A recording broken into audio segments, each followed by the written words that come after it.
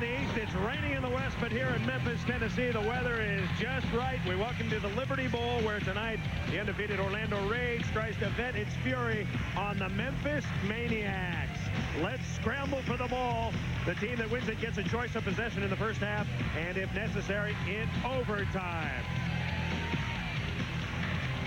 The scene here in Memphis with the weather good. The fans have come out. The painted faces are ready. It's a big one for Memphis. They are 0-2 at home. They are 2-0 on the road. They unlocked the doors to the asylum, and there's some crazy ones out tonight. Scrambling for Orlando with a record of 2-1. It's Scott Cloman. He is a fast fellow. Scotty.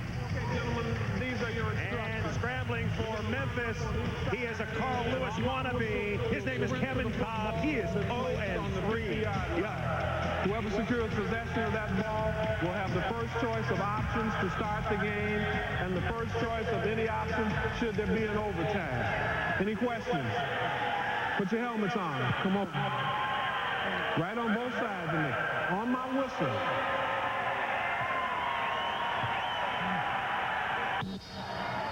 There they go. It's a fight. Hey, oh, it's still loose. Still alive. Oh, he's got a hold of him. He's got him in a figure-4 leg lock. I used to play that game when I was on the playground too. Take that. And Cloman said, eat my dust. He had his leg. He had his leg. Coming right at you, right in the middle of the face. Well, squirts out right there. He grabs his leg. You won't let him go. I played that game before. A Brian Bosworth maneuver. 50 degrees. It is cloudy, but we have no rain, no snow. It is just another day at the beach here in Memphis. Hi, everybody. Along with Brian Bosworth, I'm Chris Marlowe. Only one team in the XFL has a chance now to go undefeated. It is Orlando. The Rage is 4-0, trying to go to 5-0 tonight. Kind of a chance, realistically, does the Rage have to go undefeated this year? That is a tall mountain to climb, because every week you win, the pressure starts to build, and all your opponents want to knock you off that mountain. My only advice to Orlando is to take it one game at a time and don't worry about the record. Orlando is the highest scoring team in the XFL, averaging 26 points a game. Their leader is a tough guy, Jeff Brom. He's out of Louisville. A couple of weeks ago, after a good start, he got hurt. Run down from behind on this play. He injured his elbow. It's swelled up into a balloon. It's coming down now, and he's hoping for better things. Well, I think we started off real hot at the beginning of the season with 4 touchdown passes and some big plays in that game. And I think since then we've kind of declined. We haven't been throwing the ball quite as much and haven't been throwing it downfield like we want to, and haven't been making near as many big plays. So we got to get that going. Jeff's going to wear an elbow pad tonight to help protect that thing. But I'll tell you what, look for the Maniacs to take a few shots at that, especially Shante Carver, to see if it holds up tonight. Orlando coach Galen Hall, he has heard the undefeated hype, but he's not buying the buzz, Boz. He ain't buying it. You know why? Because the head coach's job is to keep the distractions away from his team. All they have to do is continue to win, keep playing well, and they got a shot at winning the big one at the end of the season. Meanwhile, Memphis has one of the best 1-2 punches in the XFL. Quarterback Jim Druckenmiller and running back Rashaan Salaam. Last week, in rainy conditions in Los Angeles, Jim Druckenmiller put up good numbers, 13-22, 215, a touchdown, 1 meaningless interception. He was brilliant, able to roll out, able to find his receivers, throwing spirals, getting the job done. But perhaps most importantly, Boz, he took charge in the huddle. You're killing, guys. Keep it going. Let's go. I think this week we have to establish a pass again, a deep threat, maybe get them on their heels, and open up the running game for Rashaan. The running game last week was open for Rashaan Salaam. He was brilliant, Boz. Absolutely, and that's the key to the Maniac's success, is keeping him running. He splashed, he dove, he swam, he did the backstroke, he did everything he had to do, and they brought home a victory, a very important victory for Maniac. Rashaan Salaam, the XFL Offensive Player of the Week a week ago. First week he was good. Second 2 weeks he didn't get 100 yards. Last week good. The question, can he put 2 consistent performances together back to back? Now, this week, head coach Kippy Brown for the Memphis Maniax said, our biggest problem is discipline. And, Boz, this is a subject that you know a lot about. Absolutely. I'm a very disciplined man. And of the 230 plays that Memphis has run offensively, 51 of them have been problems. Either a fumble, an interception, or a penalty. That's what's killing them. And you look at the turnover margin, Orlando +3. That is pretty good. But Memphis -5, last in the XFL. That's a problem, Boz. That's the difference between being 4-0 and 2-2. All right, we're set, ready to kick off. Orlando, of course, won the scramble using the figure four leg lock. And Orlando is going to receive. Kicking off is Jeff Hall and Brian Shea. The kid from Emporia State is deep. Primetime football on UPN. Here we go. Taken by one of the up men. And that is Mike Black, and he gets a short return.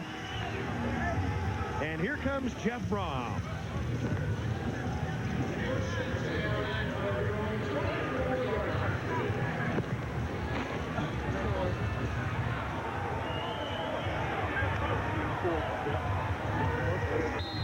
Here we go. Z1 trips, 15 on one. Ready? All right, sounds like a pass. D1 trips 15. That's their base running play. Rip. A 15-16 running play. That's their base running play out of this formation. The handoff is to Derek Clark. Clark, the workhorse in this offense. 6'1", 235 from Evangel College. That's where it starts, that bit, baby. Jeff Brom had 4 touchdowns 15 in week 1. He's only had 2 since. He's been in a little bit of a slump. You know what? He does just enough to win the football games. He does not enough to lose them. So that's exactly what you want your quarterback to do. 2nd and 3. First pass for Jeff Brom. He's pressured, and down he goes. The Memphis Maniacs, folks. The XFL's #1 team against the rush, 3rd in the entire league in total defense. You know what? After last night's performance in New York by L.A. Okay, tack that on to the... A little too aggressive there on the Maniacs part. Shante Carver came in off the side. Now, I tell you what, Shante Carver has been playing possessed all year long. Incidental face mask, defense number 78. By rule, it's a 5-yard penalty. However, the ball must go back to the original line of scrimmage. Replay, 2nd down. Okay, Shante Carver receding for the penalty. Shante, 29 years old, originally from Stockton, California, longtime member of the Dallas Cowboys and one of the meanest members in the XFL. You know, he was coached by a good friend of mine, John Blake, who said he was an absolute maniac when he was playing because he just comes at 100 miles an hour every time he's playing. Go! Set, hut! Little swing pass and bottled up immediately. There's a loose football. Clark lost the football. Maniacs got that. Crazy guys do have it, Boz. That's exactly what they need early on this game. Get a turnover in your favor. That's something they haven't had. Patrick Sapp coming up with it, Boz. Patrick Sapp making the recovery, number 94. 2 years with the Chargers. And he comes up with the game's first big play. Little swing pass here. And Richard Hogan does a great job. He comes in, and Cornell Menifee pulls that ball out of there. You do what you do. You got to get one guy holding him up, another guy stripping that football. That's something that Kippy said they've been working on all week long. He's stripping that football. So the Memphis Maniacs, terrific field position, trying to take advantage of the turnover. Druckenmiller has time. Now he's flushed in the pocket. Druck will run. And Druck is upended out of bounds. Jim Druckenmiller, 6'4", 235 pounds, out of Virginia Tech. Okay, here we go. The Druck making his 2nd start in the XFL, the former first-round draft choice from the San Francisco 49ers. Everybody thought he was going to be the next Steve Young. And here he's replacing the injured Marcus Crandall. Right, balls go. On one. Ready, three. Alert, runner, spot. Shoot. So 6 yards. Take green 80. Green 80. 6 yards on the Druck scramble. Rashaan Salaam straight up the middle, and he's going to be very close to the first down. Rashaan Salaam, the leading rusher in the XFL. Tackle by Corey Juilliard.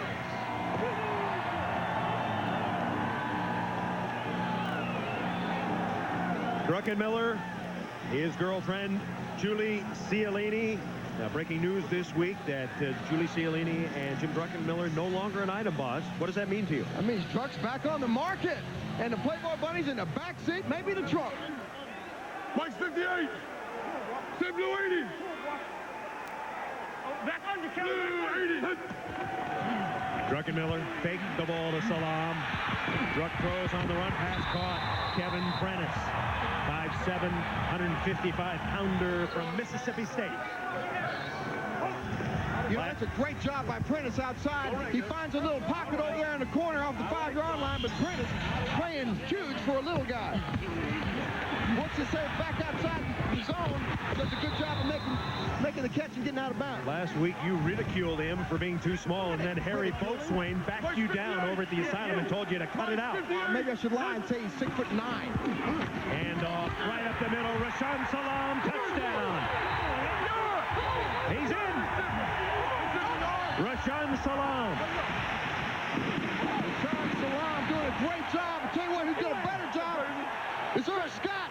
Harry Boatswain right up the middle. Don't kiss up to Harry now after he backed you down at practice. He didn't back me down. You know why?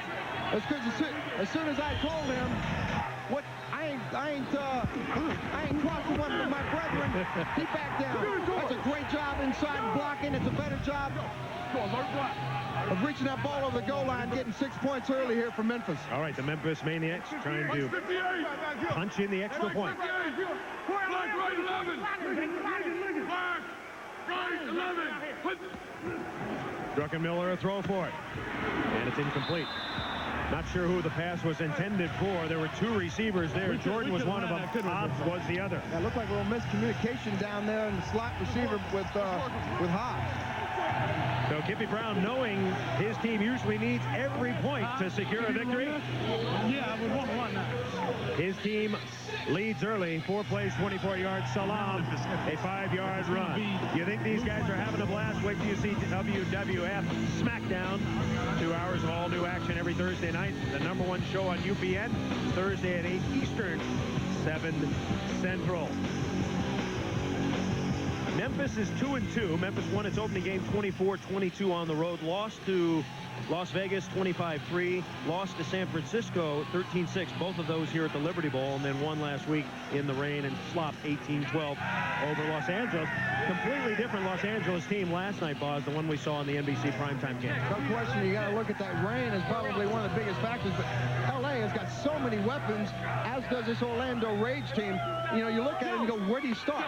You hit your outside receivers. You got the 3 running backs. They got so many weapons over there. It's tough to game plan against this Orlando Rage team. Rashaan Salaam, you saw him. Off to a good start. Brian Shea at the 5. Brian Shea straight up the middle. And he runs it out to the 25. Derek Clark is an interesting guy. He has his tongue pierced. But interestingly, he almost knocked out a couple of his teeth when he was chewing on a pork chop sandwich. And that piercing actually broke one of his teeth, Boz. He thought it was just a piece of that pork chop, and he kept right on going. He saw Ricky Williams, the former Heisman Trophy winner, with one of those things in his tongue and decided to emulate it. I don't know how he breathes when he's running with that thing on. That's how he breathes. There he goes. He tongues his way to the 50. There he goes. Derek Clark. And I tell you what, that's a shock because this Maniacs rushing defense is first in the XFL, only giving up 60 yards per game. 19-yard gain for Derek Clark. Did a good job of finding a hole, getting up inside. That's a good job for that offensive line there. Sean Love, the big-haired guy from Penn State, who let his hair start growing as soon as he graduated from Joe Pa's University. Clark is the Rage's leading rusher.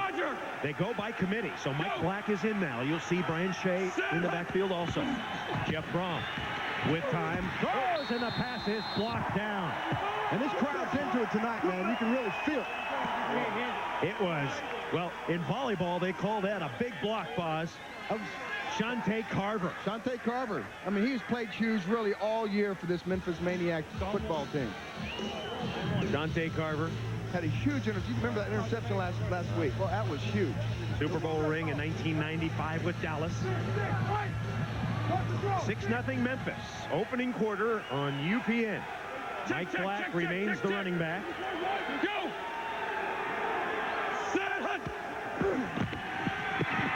From on a bounce. Incomplete. Pass incomplete. He was looking for Diallo Burks. Hey, what are you looking at, ref? Of course, Shante Carver, one of the premier players in the XFL last week, Boz. He had a terrific game. And one of the best interceptions you will see, an athletic move. He scooped it out of the air, tucked it in. Shante Carver making the interception, and it's something that he remembers fondly, Boz. 0 trip. TJ! I've never had an interception in pro ball, so it was exciting to me. I kept the ball, took it home, sitting up there on my little mantle, and I get to look at it. You can see how excited he is about his first career interception. Jeff Brom throwing long. Out there is Bailey, and it's incomplete. Mario Bailey covered very closely by Rico Clark. Also there, Jackie Kellogg. Jeff Brom had to throw that off his back foot. If he was able to step up, there's a flag down on it. If he's able to step up and get all he had into that throw, he would have been able to get this ball to Mario Bailey. Yeah, that's definitely underthrown. Do you think that's a result of his elbow, Boz? Well, we talked to him yesterday, and he said one of the things that affects him with that elbow pad and the fact that bursa sack is broken is the zip throws, which are the throws he really needs to get a lot of mustard on. And right there, he could use little Goulden's spicy mustard on that one. All right, we had a roughing the passer penalty, which is going to aid Orlando. Automatic first down. Let's take a look at it. Marvin Thomas comes up inside here, gets a little bit. You got to let him go like that. You got to let him go like that. And I talked about it again in the show. They're going to take a shot on Jeff as often as they can. First down, Orlando Rage. Derek Clark back in. Pass caught. Breaking away is Diallo Burks, and Burks takes it to the 10. John Williams took a shot there, took the risk. And if you're going to come up inside like that, you either got to get your hand on the ball and make the interception.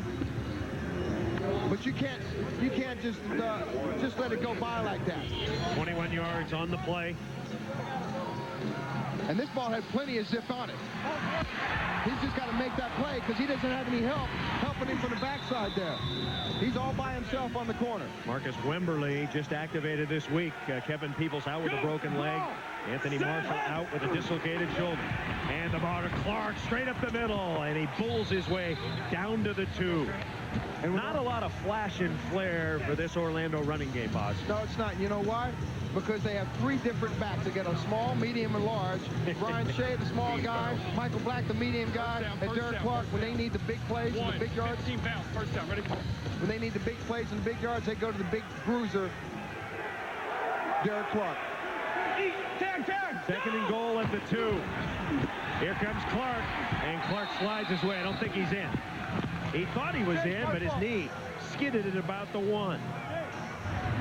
Derek Clark is the Rage's leading rusher with just about 200 yards.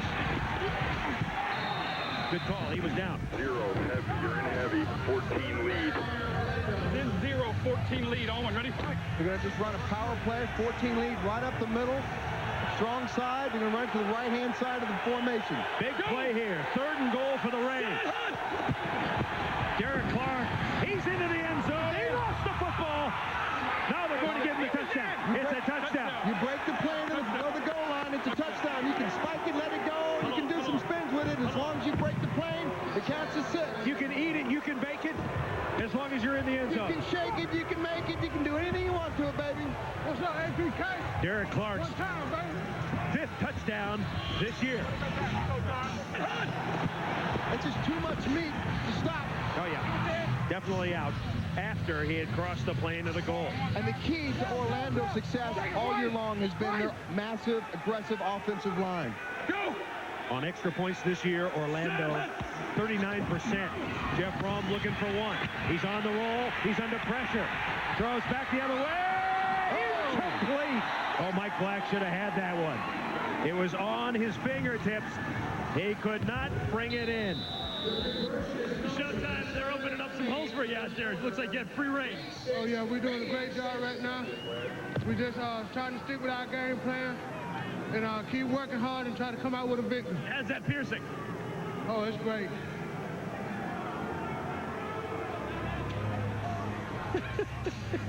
All right. Derek Clark spearheads the drive. You're watching the XFL. That was James Roberson doing his best Brian Bosworth imitation, dominating the field. Former Florida State star. He's just a farmer planting corn. Unfortunately, the seed is the quarterback. Jay Taylor to kick it off, 6-6. We're at the Liberty Bowl. High end over end. Kevin Cobb.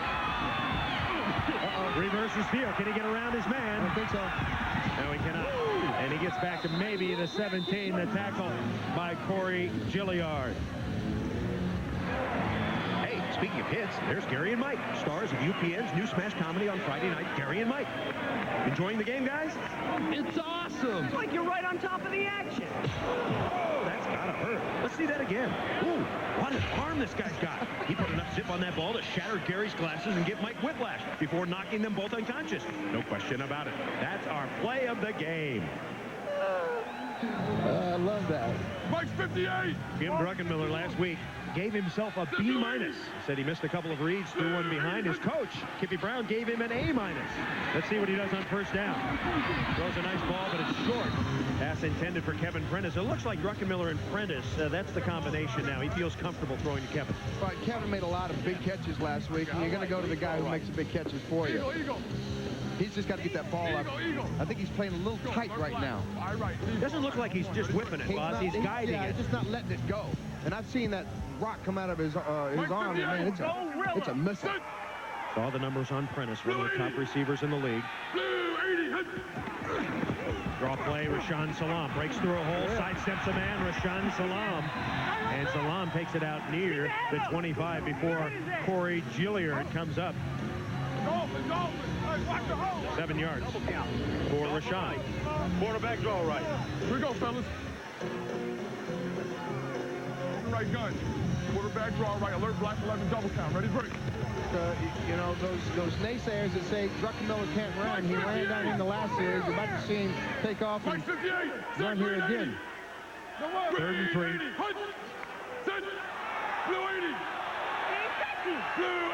And there's a marker down. The play is dead. Druckenmiller's going to run it anyway. Well, he's got the first down. Boy, that flag was thrown a good 2 seconds before that play started. Patrice Alexander making the call, and apparently the ref put the flag back after a 12-yard gain. I mean, don't forget, Jim Druckenmiller, 6'4", 236, but he tells me he's one step faster than the guy that's chasing him. So obviously that's fast enough. Druckenmiller, he's carried the ball 2 times for 18 yards. Maniax first down. Looks like a reverse. No, they fake it. And there's Rashaan Salaam. Rashaan Salaam. The ball was loose. Let's see, it was after he was down. It was not. Salaam coughed it up.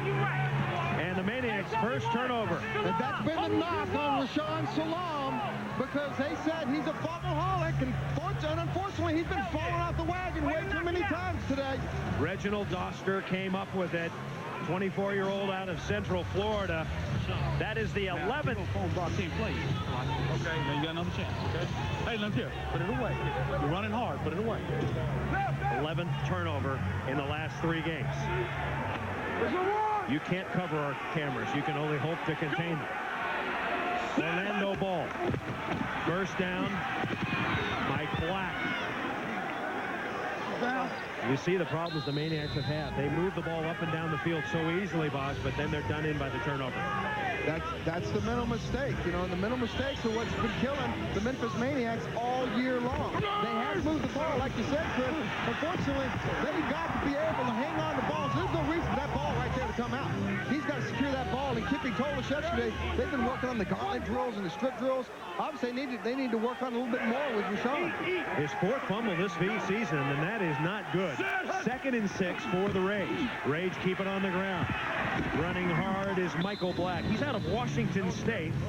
Led the Pac-10 in rushing 1 year. Yeah, and it's interesting when you watch Orlando's running game, and Orlando leads the league in rushing. They spread the defense out with the passing offense personnel, and then they use the 3 different backs with Michael Black, in this case, Darren Clark in the previous series, and then they'll bring Brian Shea in that'll just drive you crazy because he's a small guy with a lot of power. First quarter, 6-6. Go! Set, hut, hut! And that was a good hard count that drew Leonte Reams offside. See, that just doesn't make any sense to me. You're right there next to the ball, and you can't see the ball not move, and you're still jumping offside. Defense number 92. That's incredible to me. You know what I say, Boz, though? If you're going to encroach, tee off on the guy. Take him out of the game and get through there in ramming speed. Then it's encroachment, and then it's personal foul, and you're already in your negative field position here. You can't do that. That wouldn't be a good thing at all. Kippy Brown, first year as head coach. He was a quarterback at Memphis State back in the 70s, one of the first black quarterbacks to play college football, and he calls all the plays for the Memphis offense. Running play, James Black. Michael Black, I should say. Now remember, he's the medium of this trio. You know, we talked to Galen Hall yesterday, and Galen said, when I asked him, who's your most dangerous receiver out of the backfield, and he said, Michael Black. So I went back and looked at my stats. Michael Black hasn't even caught a pass yet. He's dangerous as a decoy. As a decoy, yes. Orlando averaging nearly 7 yards a rush on the XFL's #1 defensive team against the rush. They're chewing them up, folks. Black again. And he drags Patrick Sapp for about 3. No, they're getting close to the red zone, or what I should call the rate zone. And they've been so successful in the rate zone. They've had 10 possessions, 8 touchdowns, 1 field goal, and 1 fumble. The front 7 for Memphis. Cornell Menifee, Shante Carver, Richard Hogans, TJ Fryer, Paul Lacoste, Marvin Thomas, and Patrick Sapp. They're being handled right now. They brought Brian Shea in now. Timeout. A timeout is...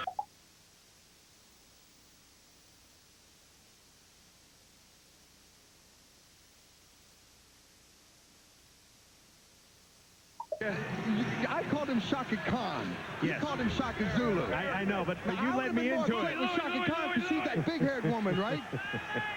Go! He's mad, Boz. Let's just not do it again. You know what? If it works tonight, here he comes. From over the middle, and he is hammered. Marcus Wimberly came up and delivered the hit on Diallo Burks. Marcus Wimberly clocked him. You know, Marcus Wimberly is replacing 2 of the safeties that got hurt. Last week they lost Kevin Peoples. They also lost Anthony Marshall. And this week they had to replace him with Marcus Kimberly and Trey Thomas. So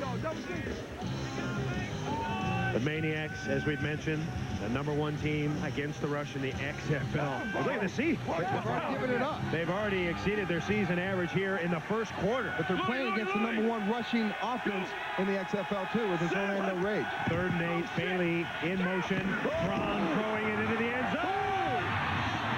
He caught it.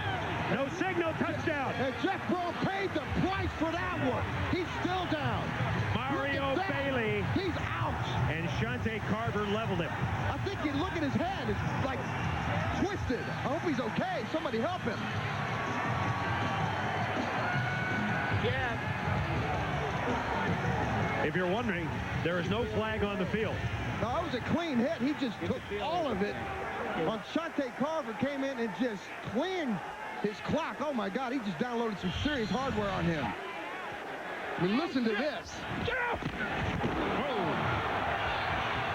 Shaka delivering. You know what? He saw that piece, and Jeff Brom paid the price. It was a 23-yard touchdown pass.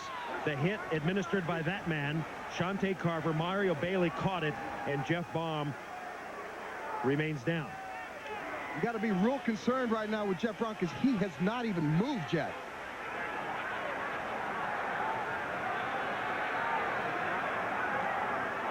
So they'll be very careful here as the Orlando training staff is out there. Brom shaken up.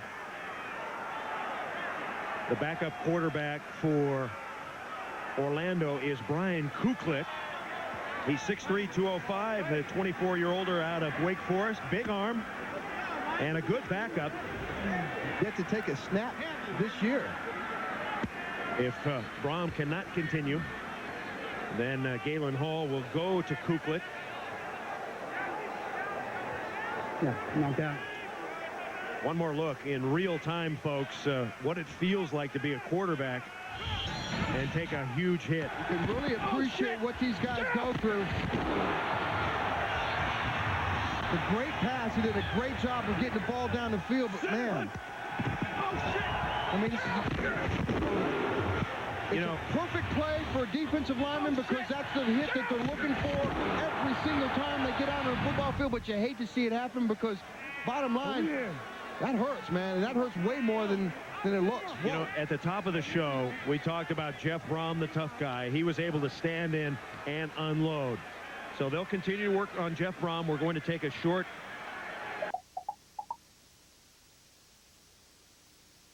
show you how tough a guy Jeff Brom is. He was begging them, please, just try and help me to stand up. I'll walk off the field. I don't want to go off on a stretcher. But they said, you know what, Jeff, we cannot let you get up. You're too injured. We can't even get your helmet off you right now. He does have a little bit of blood underneath his chin from the shot, but as the referees, I just talked to a moment ago, said it was a clean hit, but Brom is definitely in a lot of pain right now. But the big thing is he does have feeling in all his extremities. We'll follow him in. We'll get more to you in just a couple of minutes. You want to say a prayer for Jeff Brom, please do it now, because I tell you what, those are the kind of hits that scare you to death as a player, as a fan, as a parent at home. This game is violent, and they're out here, they're playing it to win it, but you know what, that's just one of those things you just, as a player that's receiving that, or as a player that gives that, that's the worst feeling in the world when you are the guy who actually delivered a blow like that. And I know Shante, you know, he's playing hard for his team, but that's tough. He's going to have to deal with that. And, you know, it was great that he came over, and and I think Jeff got a chance to see him. Jeff's father, Oscar, was a tough quarterback. Recruited to Alabama. When they were recruiting another quarterback way back when, they took Joe Namath. So Oscar went to Louisville, where he had a terrific career. So Jeff Brom comes from tough stock. And what a play he made after getting drilled, throwing a strike to Mario Bailey. So Brom, we're going to keep you updated, of course, on his condition. And all the players, blue and white, happy to see him go off and to know that... it's funny, at the beginning of the season, Orlando was the first team that I scouted. And, here we go. 6-0. Galen Hall said that they didn't really have a leader. Jeff Brom is the leader of that team, and he just left the field. All right, Brian Kuklik takes the controls. He threw for over 8,000 yards at Wake Forest, 40 touchdowns. This guy is a good player, but he's going to start with a running play. How will this injury affect both teams, Boz? Quick. Well, I think what you're going to end up finding now is Brian Kuklik has got to get warmed up, and he's got to get in the rhythm quick. I think you just keep on going status quo. Keep your running game going. Brian Kuklik's got an awesome arm, so... You know, I think you don't change the game plan whatsoever. All right. Timeout on the field. 12-6 our score. You're watching...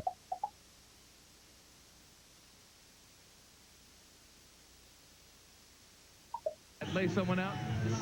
I'm just trying to play football as hard as I can, you know. I don't stop until the whistle's blown. There's a legal hit. I caught him in the right spot. I'm just glad he's all right. It was a clean hit. How much does it affect your game, if at all? In fact, I'm in this to win it. I'm playing football. Football is a brutal sport. Everyone knows that. It's either kill or be killed. Said like a gladiator, you know, and I know down deep inside, you know, he doesn't want to break away from where he is right now, because right now he's in his zone.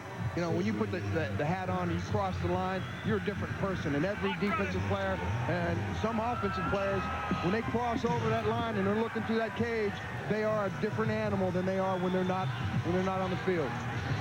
Jay Taylor to kick off for the Rage, leading the Maniacs 12-6.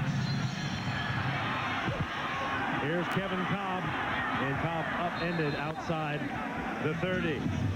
Now, courtesy of Bud Light, let's take a look at our highlight package. He's looking in, so it's firing. Murphy, touchdown! And yo, Murphy, you, son, Wyland, he's down. Touchdown, Chicago! You run here, be tough to get another playoff on.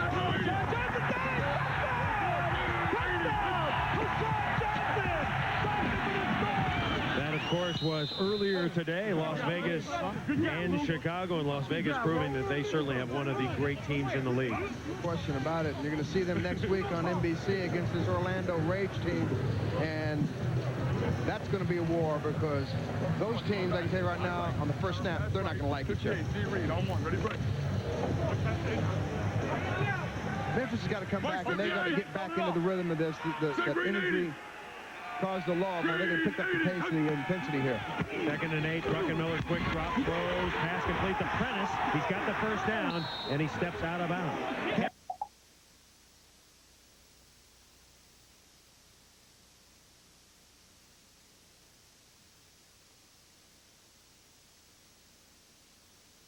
Misha, and the one with the big hair, Propecia.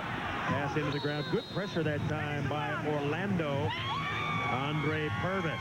And that's exactly what Orlando has to do today if they want to win this game. They got to slow Salaam down, and they've done a fairly decent job of that so far, but they got to get some pressure on Druckenmiller. They got to get the Maniacs to drive the long field and force some turnovers here.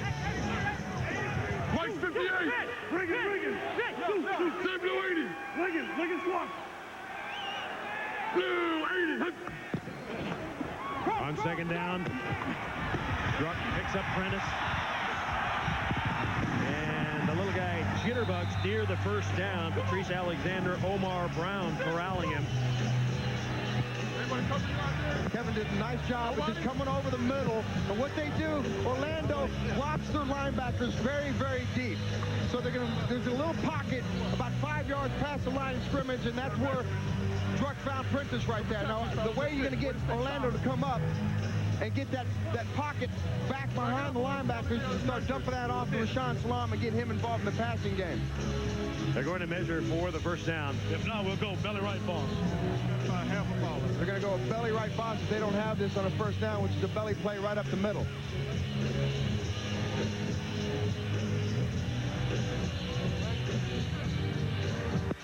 No problem.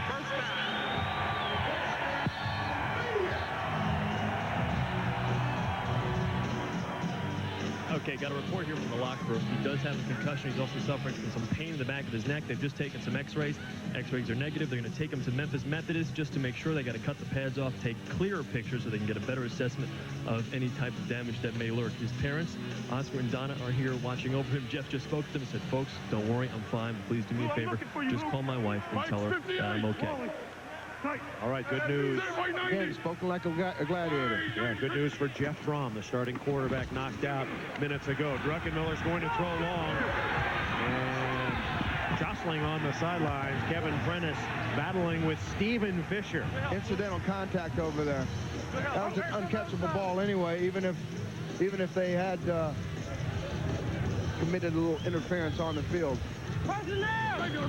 Stephen Fisher leads the Orlando Rage with 3 interceptions. He's the guy who really takes charge out there in their defensive secondary. High left, power left. There's a running play to the left-hand side here.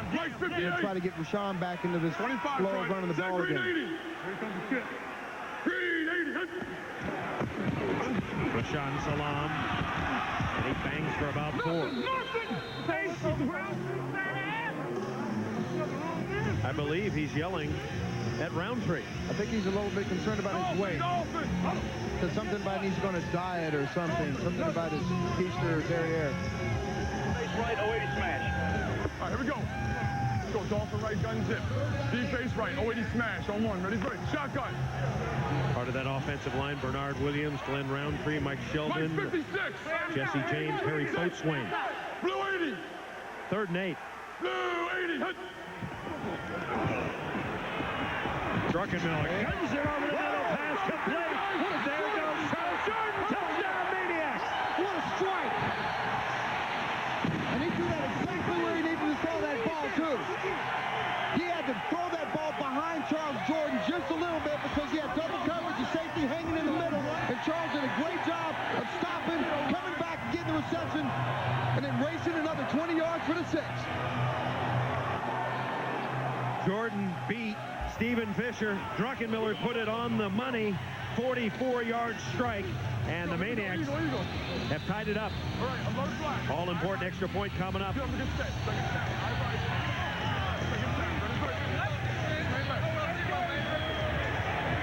58. Mike's 58. To take the lead. Rashaan Salaam. He's driving. He's powering. Did he make it?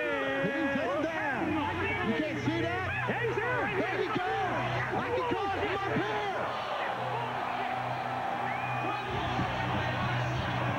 When you're running behind Big Earl Scott and Big Harry Boatswain and you can't get 2 yards, something's wrong.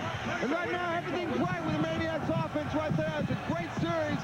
They drove a long way, which is exactly what they haven't done all year long. Rashaan Salaam. Just keep coming, keep pushing, keep driving, keep doing what you got to do to get that point, that all-important extra point.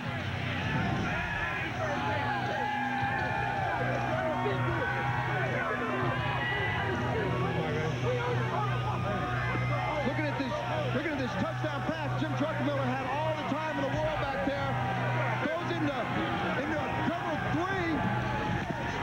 Did a great job of going slightly behind him, like I said. Charles Jordan did a great job getting open and getting the 6. Go, CJ! Go, CJ! Jordan's first touchdown this year. Hell yeah!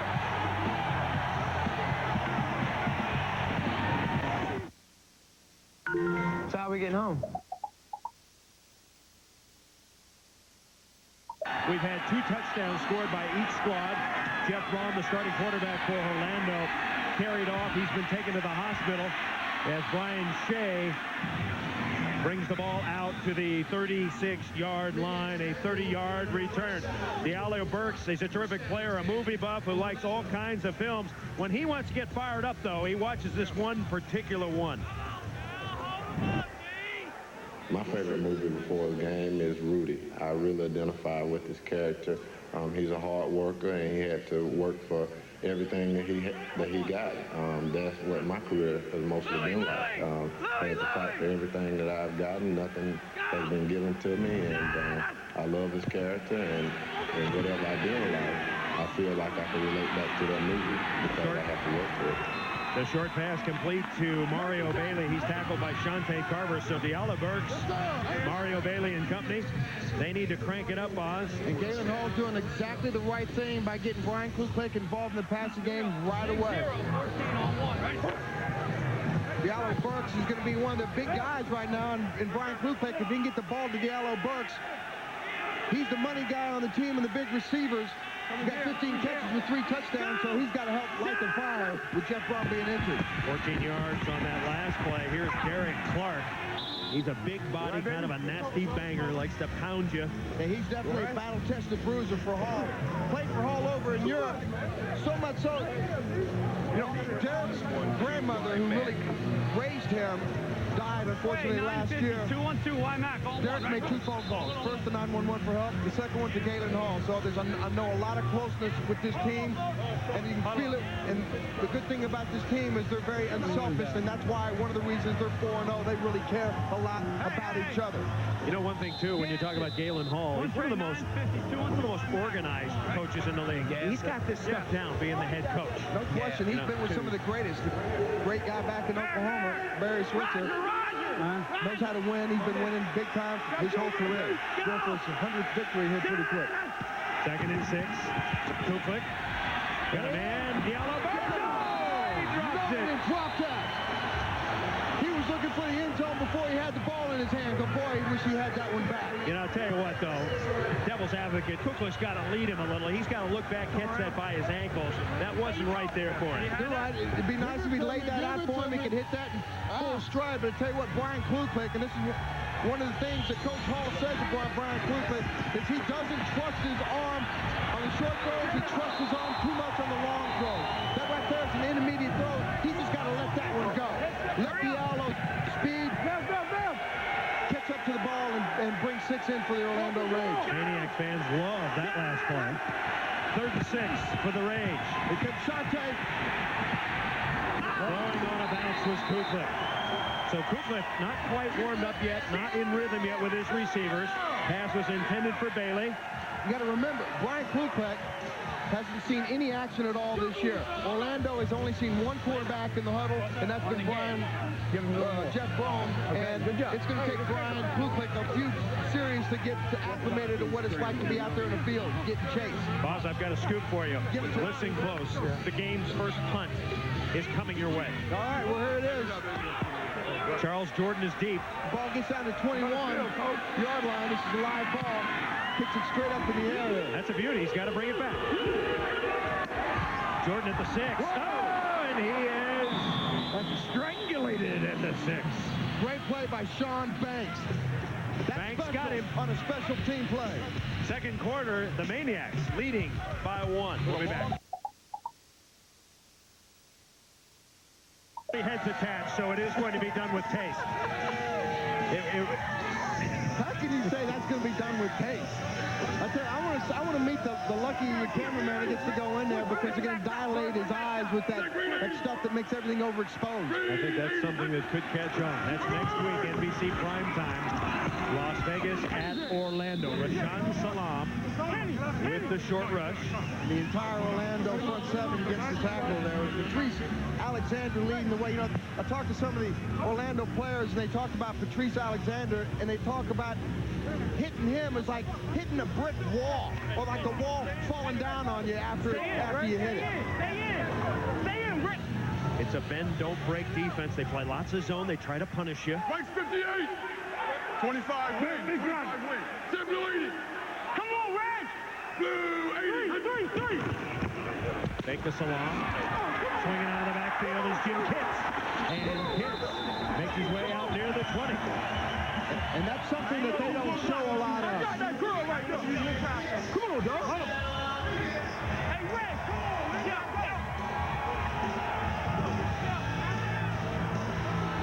Y'all got to get your heads in the game, man. Go. That's Omar Brown telling them they got to get their heads in the game. Hey, 2.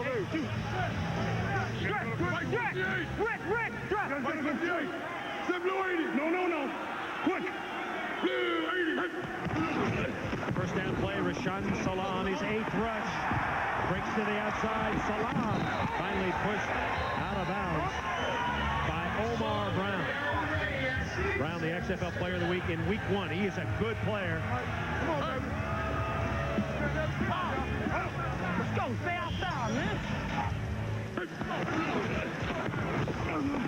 Go, Sean. Okay, when Salaam holds on to the ball, he is a mighty tough customer. He's awesome. I mean, the guy's got speed, power. He's just got all the assets that you need. There he goes again. Dragging number 97, Mark Campbell, with him. Dude, come here. Okay, here we go. All right, regular. All right. Belly right balls. All right, zip. Miller right ball. They're trying. Alert Bears now. Alert right.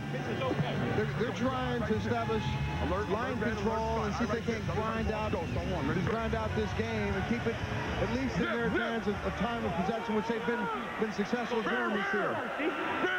Red 88. Red 88. And the ball to Salaam. Hit in the backfield and gets maybe a yard. Tremendous penetration by the Orlando defense. Mark Campbell there. Yeah, Orlando's showing a 46 or a Bear defense when they're bringing Omar Brown up as run support. Now, once you start doing that, Druckenmiller is going to have to see that it's going to be soft in the secondary. That's the time to go ahead and stretch the defense and go deep.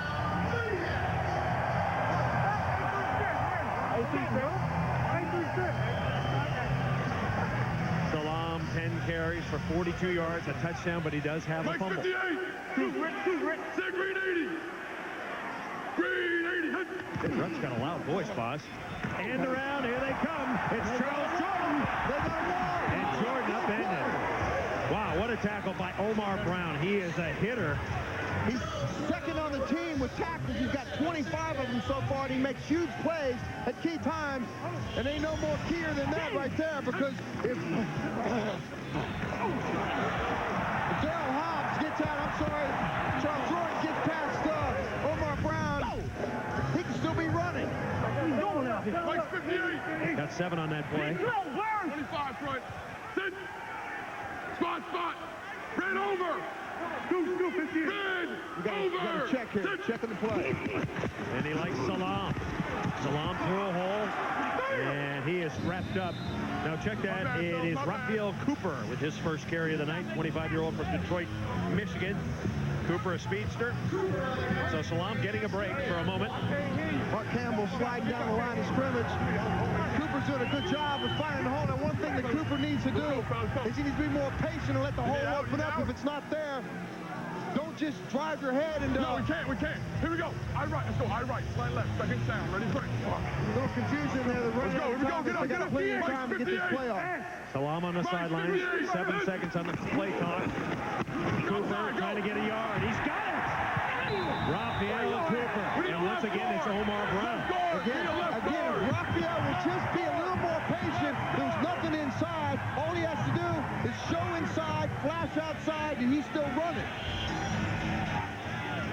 He bangs into the back of his outside, go right there. And you heard Druckenmiller calling right there. Inside, go. Druckenmiller's being the general on the field right now. They've gone from the sledgehammer of Raphael of Salaam Blue 40 to the lightning bug. Blue 40. Raphael Cooper. Druckenmiller throws a strike. Prentice tackles immediately. That's going to be very close to the first down. Ricky Bell, who was injured early in the season, back in there now. He gets his first start after missing from the very first game from a foot injury. And Ricky's probably not game ready right now. Yeah, he sprained the arch. And I've had sprained arch before. It's tough because as a cornerback, you got to be able to push off. And that means you got to give enough ground, especially playing against Kevin Prentice. They should go ahead and continue to use that matchup to the Maniax advantage. Second and short, chance to go long. No. Keep it on the ground. Cooper breaks to the outside, utilizing the advice of Brian Bosworth, waiting, picking his holes, and then moving. That's right. And what they're doing is Druckenmiller is seeing that they're stacking, trying to slow down this. I want to hear this play. He got 14. They're stacking the line of scrimmage there, Orlando is. And what Memphis is doing is they're checking out of a play and they're going to a weak side run to let Raphael bounce it to the outside. Cooper stays in. No relation to D.B. Cooper, the parachutist. Will they give it to him again? No. Fake. Druckenmiller. He's open. Going deep into the end zone. Incomplete. Jordan was out there. Boy, you get an idea of the arm strength of Jim Druckenmiller. And they want to call. I think I want to call on that because just as he was trying to lay out for the ball. All right, here we go. Let's go, Jim. He got hooked. Omar Brown hooked him, slowed him down. Corey Chilliard also there. Lead draw right. I'm going to get that next time. Give me a call, Steve. What's the call?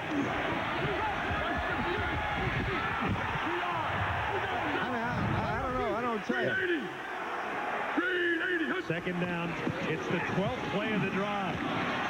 Cooper grinds his way to the 31. Which is something Memphis hasn't been able to do successfully all year, because usually when they get to play 6, 7, all of a sudden it's a penalty or fumble or an interception. Yeah. Here they're showing some discipline, which is what Kippy needs to get them to do. But the problem is in the first half. Right gun zip. Base right flanker Poco. Let's go, here we go. In the first half is where their offensive productivity is happening. They need to translate that over to the second half to learn how to cut the throat of their opponent. Reagan. 3rd and 7 here.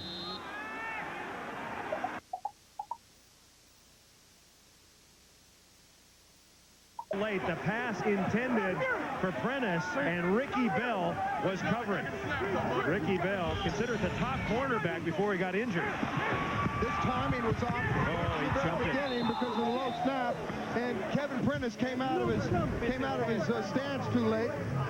That whole play was gonzo before it started. So it looks like Jeff Hall is going to attempt a field goal. It's going to be a long one, a 49-yarder. He's been goaled inside the 35-yard line. He struggled outside. He's 6 of 9. Ball. Oh, he's got the distance. Got a meaty portion of it. That's good. And he got the right part of the meat. Yeah. The part that's got no fat in it. So Kippy Brown says yes. His long this year. Jeff Hall, the former Tennessee star. They must like the way they kick the balls in Tennessee, because they were 45-5 in his career at Tennessee when he was a player there. The all-time scoring leader in the Southeastern Conference. His kick caps a 14-play drive. We're getting down in Memphis right now, baby. Everybody's feeling good about 3 points going into the locker room, because 4-point lead. Maniacs have had problems in the second half of closing the deal. Kippy loves it. These fans love it. And I know you folks at home are loving it, because this is one hell of a game. I know the girls up. The girls up in this booth are loving it. Just dance a little bit, Marlon. I'm watching you. You're a big star. They don't want me. Oh, they want you, dude. They want you. No, they don't. They don't want you. Nobody wants you. Hey, boss, do you want me to spank your butt again like you did the big one? Okay, there you go. How come when we come into Memphis, I feel a little Elvis get inside me, man. That's right. I feel a little Elvis. I want to know if we can go into these girls' locker room at halftime. What would you girls think about that?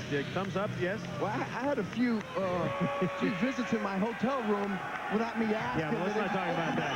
For no reason at all. Jeff Hall kicks it deep. Here comes Brian Shea. He's been very good on returns tonight. He just got tackled. Shea pulls his way to the 27-yard line, but a marker is down. You think the XFL is raw action? Wait till you see WWF Raw. 2 hours of the edgiest action on TV. Don't miss the #1 show on all of cable tomorrow night, 9 Eastern, 8 Central on TNN.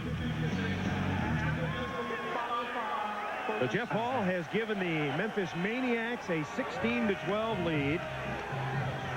And now backing up the Orlando Rage. Now what I do here if I'm Memphis is I try to get a quick 3 and out and get some more points on the board. You got momentum. You're going to play a short field. You got a backup quarterback who's not in his rhythm. Go ahead and stack the line of scrimmage. Play man-to-man. And see if you can't get them in a 3 and out situation. Right. If you just joined us, Jeff Brom was knocked out of the game on a big hit by Shante Carver in the first quarter. They've since taken him to the hospital with a concussion on the pass over the middle, incomplete. Kuklik looking for Tony Gator. So the backup, Brian Kuklik, what does it do for the team when the backup comes into the game, Boz? Do you have confidence in him? No, I know they have confidence in him. That's not the problem, but what you do is you get out of rhythm. Okay. The rhythm of your quarterback that you're used to playing with. 8-0, 50 draw. Now they're just going to run the running play here and see if they can't run out some time and get round out some yards, get a first down. But the offense is used, just like we talked about Jeff Brom in the center. Replacing the center now changes the way he feels about his butt. And stumbling, the Orlando offense, quite frankly, has gone dead in the water since Brom threw the strike. I think you got to call timeout. What are they doing? Call timeout, Kippy.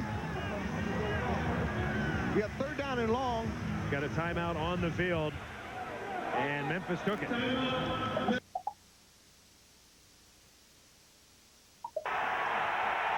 Crowd is alive. 3rd and 11 here at the Liberty Bowl. Don't make a stupid mistake here, Memphis. Blitz coming. Kuklik. He's got a little bit of time. Throws. Pass caught. It's a first down. Tony Gator. And Gator out to the 28-yard line. Brian Kuklik's best pass of the night. 19 yards. What a gutsy call by Galen Hall. Backed up and you're into the field. Trust Brian Kuklik enough to go ahead and sit back there long enough to throw a pass over the middle and get Tony Gator to get that first down. That's a huge play for Orlando. 950 choice! 950 choice! Liz! Kuklik out of the gun now. Go! Whoa. Comes up with it. Fires incomplete. Looking once again for Tony Gator. Marvin Thomas applying the pressure. Kevin Cobb was great out and great coverage. He's actually looked like a Siamese twin there. He's cracked it in on the inside guy.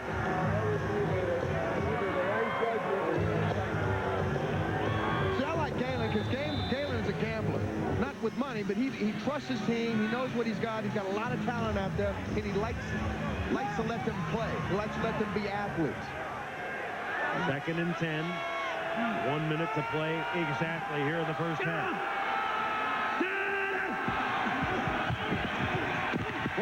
Kuklik throws, pass caught right at midfield. Number 81, Diallo Burks coming up with a grab. They got to hurry and get this ball down and dead.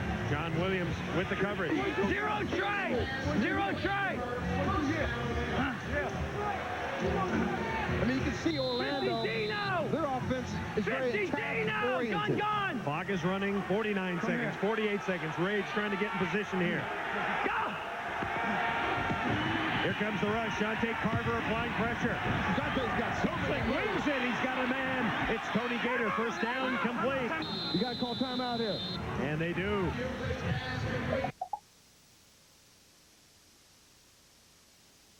Diallo Burks comes up with a big catch over the middle, and then Brian Kuklik has enough presence of mind to get the club up to the line of scrimmage and find Tony Gator, again, moving the club down the field with a lot of authority. Back to live, Kuklik with time. Whoa, goes another strike. Kuklik now 4 of 6. Mario Bailey did a great job of hanging on to that ball. Rico Clark making the tackle on Mario Bailey. Bailey shaken up. Rico Clark playing out of position. He normally plays left cornerback. He's playing right cornerback tonight. Once again, Orlando takes the timeout. Jay Taylor is the kicker. He hasn't missed a kick this year. He's perfect 4 for 4. So Orlando with a timeout remaining. Memphis has a timeout.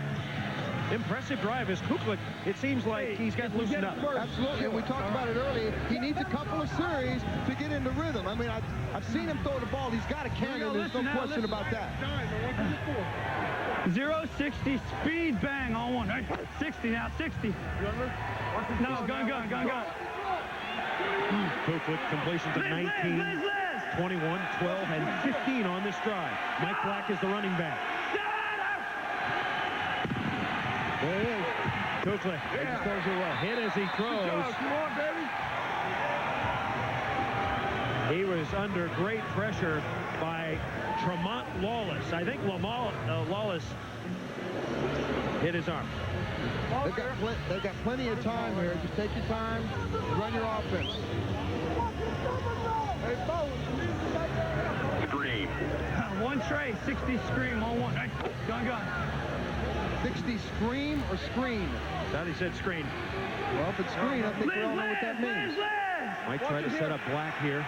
It'll be his first catch of the season. There he is. Going into the end zone. Incomplete.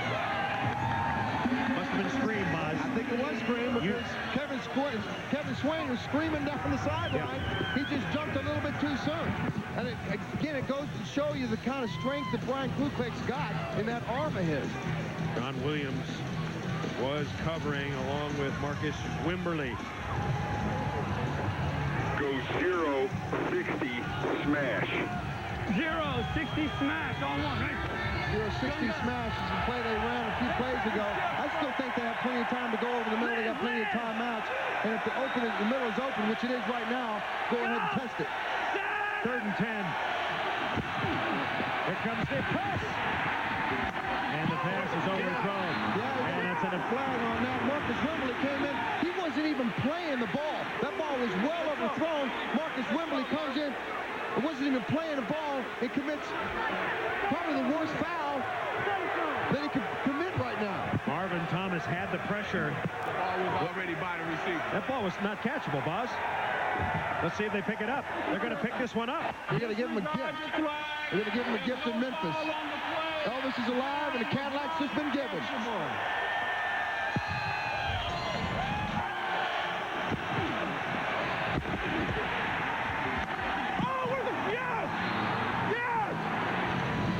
Officials making the call, apparently a correct one, and now Orlando. I agree with it. I agree with it. I mean, you don't get something for free. At least earn it. Jay Taylor has not missed this year. He's the only kicker in the XFL who has not missed this year. He's setting up for a 42-yarder. Rich Young is the snapper, is the linebacker. Taylor, he missed it.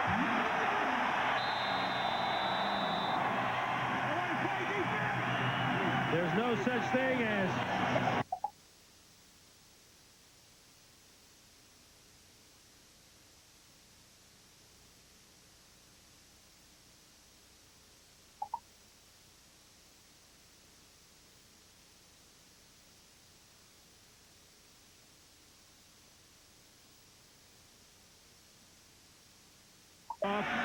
Kevin Cobb is deep, and it goes into the end zone, and that will be coming. No, he's going to bring it out. Whoa. He didn't have to. Cobb, and he gets to about the 1-yard line. I mean, we talked about it right before the half. I mean, this is where in the second half, for some reason, Memphis just goes mental. They just can't keep a first half and a second half. Explain the rule on kickoffs, boss. If it goes into the end zone, it is a touchback on its own. If it's touched out in the middle of the field and then goes in the end zone, then you have to bring it out. But Kevin Cobb didn't touch that ball.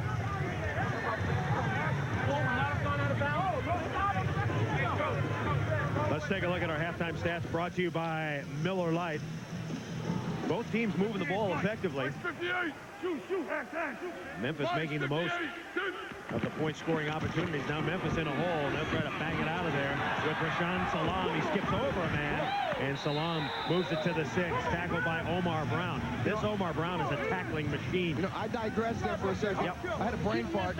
Actually, on the kickoff, if the ball goes in the end zone and it's still left in the field of play or in the end zone itself, it has to be brought out. All the kickoffs have to be brought out of the end zone. So he thought that the ball wasn't going to roll out of the end zone, obviously. Roll out of the end zone. Mike's 58. Louis 51. Blue 80. Blue 80. Druckenmiller, short pass, and he's going to have the first down. So 2 solid plays. Rashaan Salaam gets 6. Charles Jordan gets 12 with the extra effort. Charles Jordan. He's an interesting fellow, isn't he? Charles Jordan played 7 years in the NFL and is loving playing here in the XFL, but gets his greatest satisfaction spending time with his kids. Try 100 of them in Cincinnati, where he, along with former football star Joe Kelly, runs Kelly Youth Services, a government-aided program with 10 homes with 10 kids per house, ages 1 to 18, get the love and the support and help they need to keep them out of trouble. What a great guy and a great story. I heard that yesterday, and it really made me change what I felt about going back and giving something when you take something from the game. That was a personal foul penalty, and the Maniax get the ball all the way out at the 32.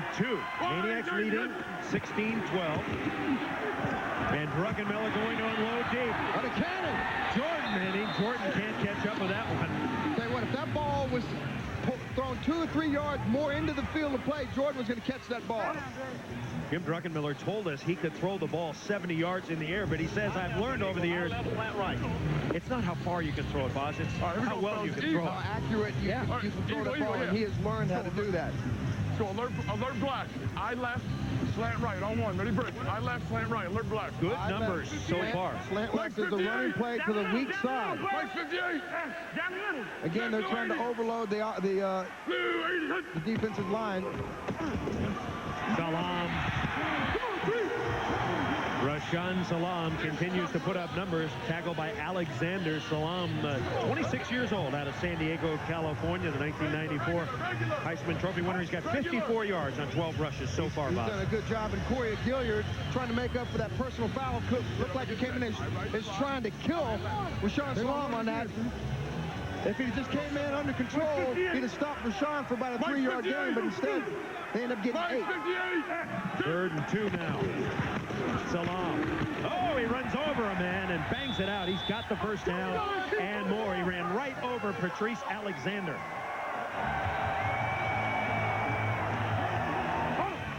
I'm telling you, I'm going to shit. Who ain't feeling? Hey! Hey!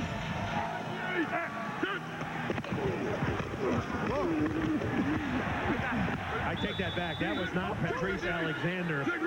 That was James Burgess that he carried. Blitz coming. Druckenmiller's picked up. He throws it deep, looking for Jordan. And Jordan might have been hooked for a moment. Stephen Fisher, the ordained minister, was covering.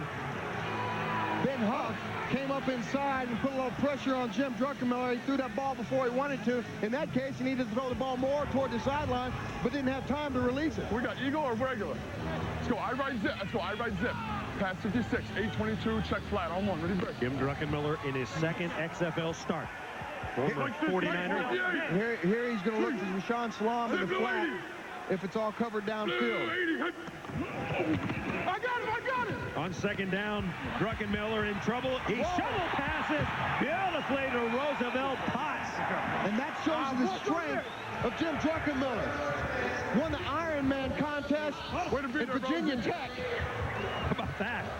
The Druck with the shovel pass. He's got who's out hanging on him? Whoever it was didn't get enough of him.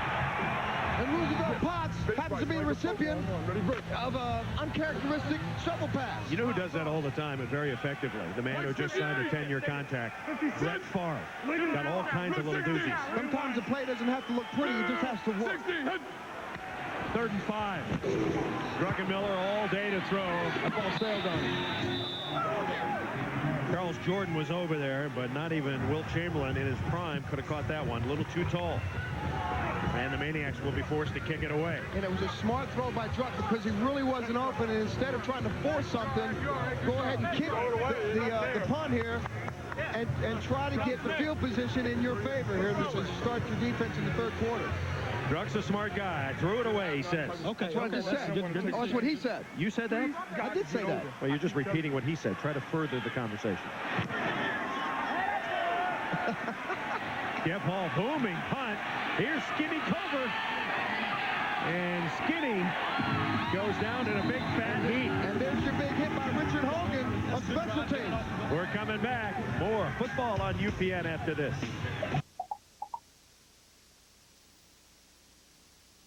He had his hand in his pocket wherever that flag is, and he thought about it for a second, but Cornell Menifee blitzing from his outside linebacker position. Kuklik got it away. He did a good job of getting this away because there was nowhere to go, no place to hide there for Brian Kuklik. 3rd quarter, the undefeated Rage trailing the Maniacs 16-12.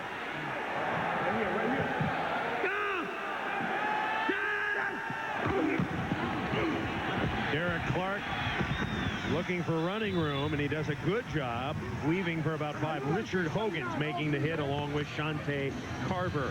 I could see the whites of Derek Clark's eyes from up here, and that tells me that he's reading where that defense is flowing to. He's trying to find that little crease, that little crack that'll buy him enough yards, and that only comes from an experienced running back.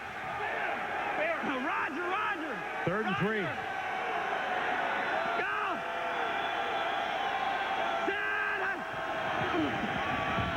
There he is. Pass complete. Diallo Burks. Diallo Burks in midfield. Trying to chase him down. His way. And it's a touchdown for Orlando.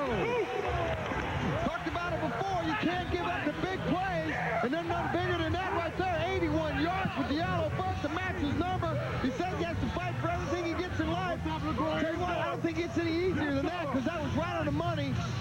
And it was a track race. Ain't nobody going to catch Diallo Burks, because in the real time, he's real money. Diallo Burks, he was named after a contestant on the Joker's Wild Game Show. Diallo. There was a contestant named Diallo. He was raking in the money. His mama thought it was funny, thus the name Diallo. And Diallo turned on the afterburners. Diallo's actually playing for about $20 a day, because that's what his allowance is. He spends all of his money, sends all of his money back home to his wife and his 1.5-year-old little baby girl, because they're trying to find a house to buy. Kuklik going for one, throws, the ball's batted up in the air, and it's incomplete. So the Orlando Rage responding, an 81-yard bomb, actually a catch and run by that man Diallo Burks. So the Rage takes the lead. And Diallo Burks heading for the house. Corey Sawyer got burned alive on that one. Rico Clark in Wembley could not chase him down. Yeah! We're coming back. The Liberty Bowl stunned as the Rage.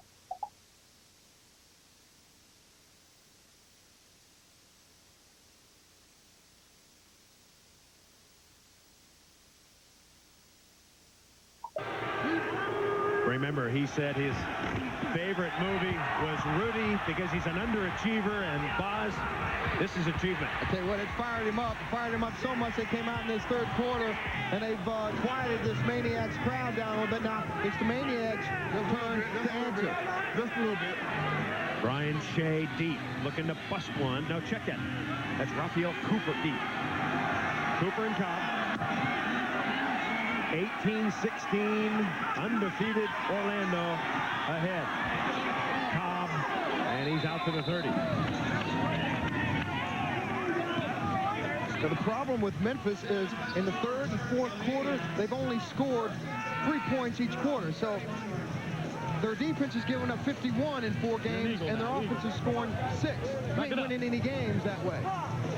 Maniax offense was moving. Let's take it right here. Let's go.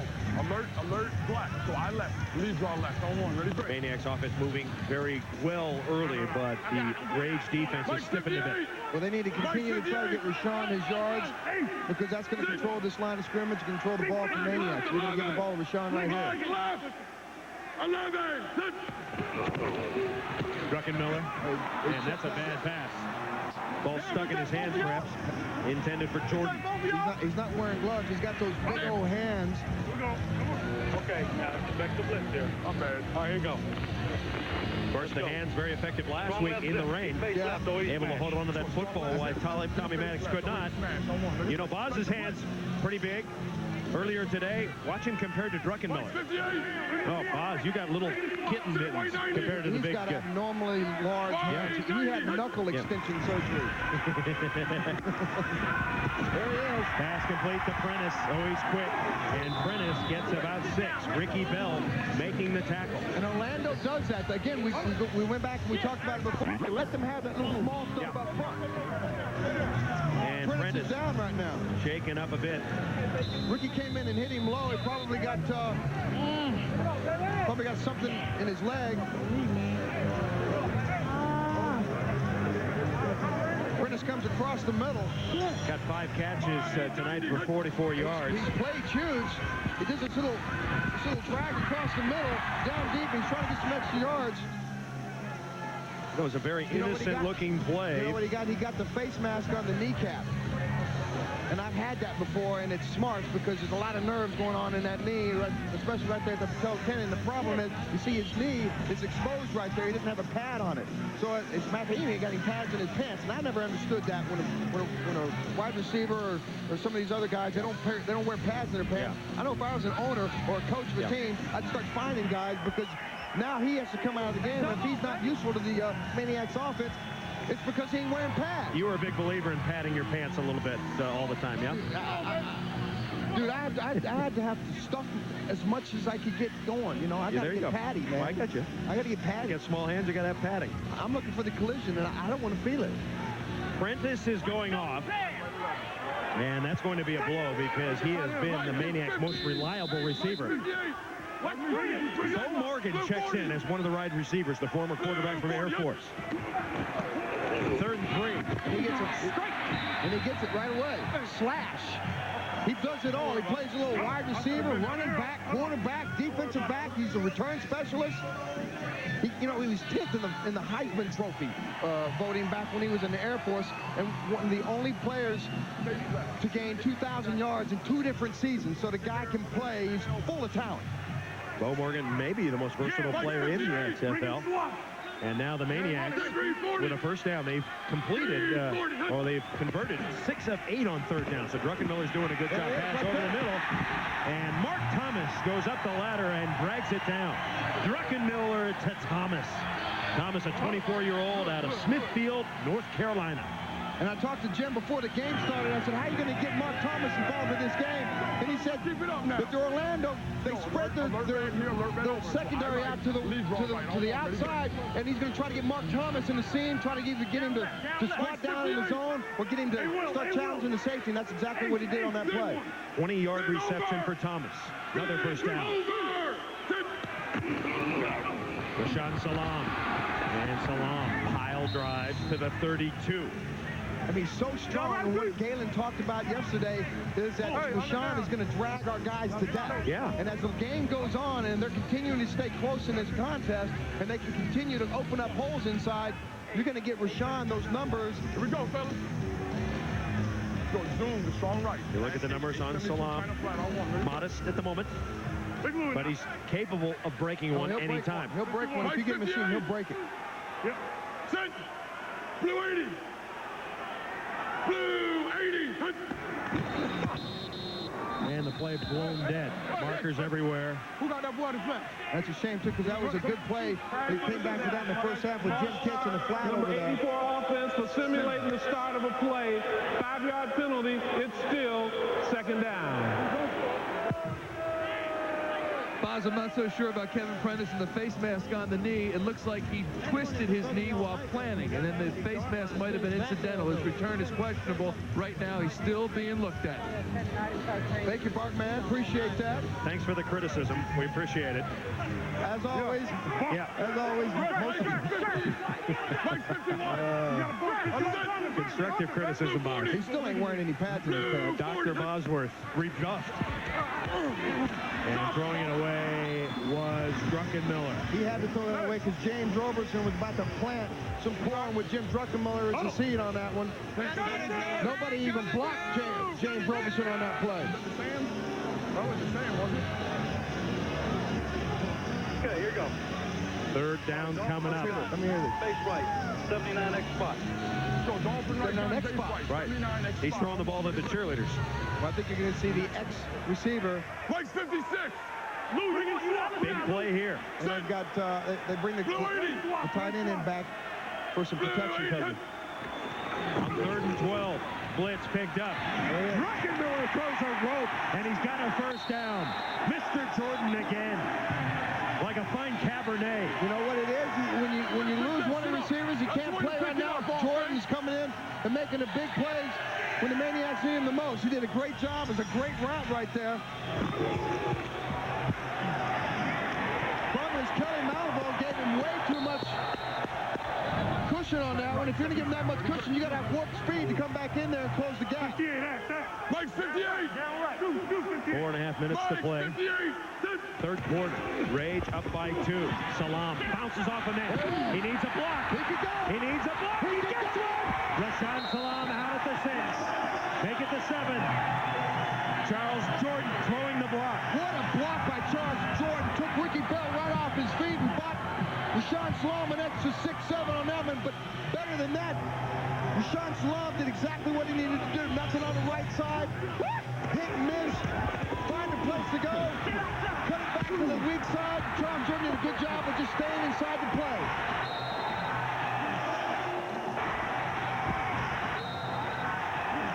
Whoa, he's up high. Salaam 78 yards. He got 17 of it on that last play. They're running Salaam. How much does this wear on the Orlando defense to be pounded like this? For Orlando's defense on their front seven, they're kind of light anyway. And the Memphis Maniac offensive line, I mean, they're overloaded with weight up there. And so as the longer the game goes on, they're going to continue to grind and drive this ball out here. All right, here we go. Eye right. Take guy right, pitch left on one. Ready, Brick. Ready for black. You got Harry Boatswain, which they've been running behind all day. 330 pounds, and I think that's forgiven. That's all it is for lunch. Pitch the ball out to Salaam. He's got a break. He jumps into the end zone. Touchdown. That's a touchdown. The ball came loose later. I'm telling you, if I'm Kippy Brown, I'm sewing his fingers together and I'm putting a net on him. I'm doing everything I can because that ball squirts out too much with Rashaan. You got a flag on the play. And we may have the preliminary indication is holding. Beautifully executed, Boz. Definitely into the end zone. Holding, offense number 77. PR penalties on the previous spot. Replay, second down. Discipline, Boz. It's discipline, man. They're committing suicide out there. They get a great drive all the way down the field. They get a great score to get this crowd back in the game. And then they do something stupid like that inside the line when the play's going outside. It doesn't make any sense. Back strong. Mike Sheldon was the guilty party, number 77. The ball spotted back at the 16 now, so it's a 2nd and 16. Mike Sheldon's man's not even going to make that play. 590. 590. Struck too high. Kevin Prentice back in. Too tall. 3rd down coming up. And Prentice looks to be running freely. Memphis last 4 possessions, 7 plays, 14 plays, 8 plays, 10 plays. So they've been driving the ball down the field, Boz. They're getting the balls, they're getting the plays down the field. They're making the big plays when they need to. They're converting on 3rd down. They got a big 3rd down right here. All right, here you go. Kippy's on the gun. They base right, 580 smash. Don't get us out. Can't get us out. Flip the right gun, zip. Deep face right, 580 smash, halfback dart. On one, ready, Brick. Now it's technically a 3rd and goal here from the 16. It's a 580 smash. They're going to try to get the ball to Rashaan and see if they can get one-on-one coverage here and put a little bit of move, a little dancing. Milan is out in the pattern. There he is. Druckenmiller waiting, throws incomplete. Salaam trying to turn around and get it. He could not. What Rashaan needed to do there is Rashaan needed to stop and come back. He was trying to read Jim, and Jim was trying to let the play develop, but Rashaan continued to run. He needs to stop and find that open space inside there. So big kick here for Kippy Brown's man, Jeff Hall. Number 7, Jeff Hall is on. I mean, he's gold inside the 35, and that's exactly where this one's coming from. 34-yarder.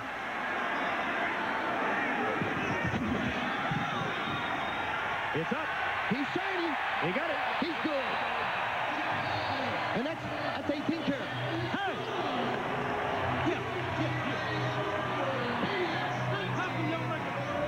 2:15 to play, 3rd quarter.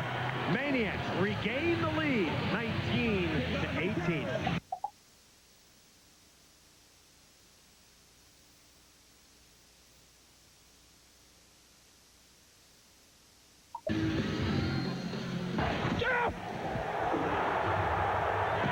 Just spoke with team doctor Ronald Brown. He has told me, just got off the phone from the hospital, x-rays have come back clean. There is no fracture. Right now the diagnosis is a concussion and a cervical sprain. But how tough is Jeff Brown? You need to go across the street. That's what.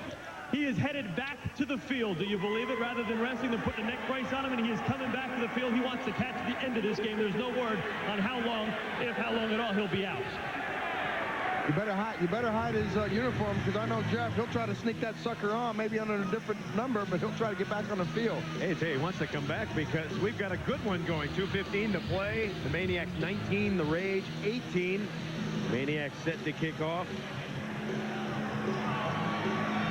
And, of course, this is Jeff Hall.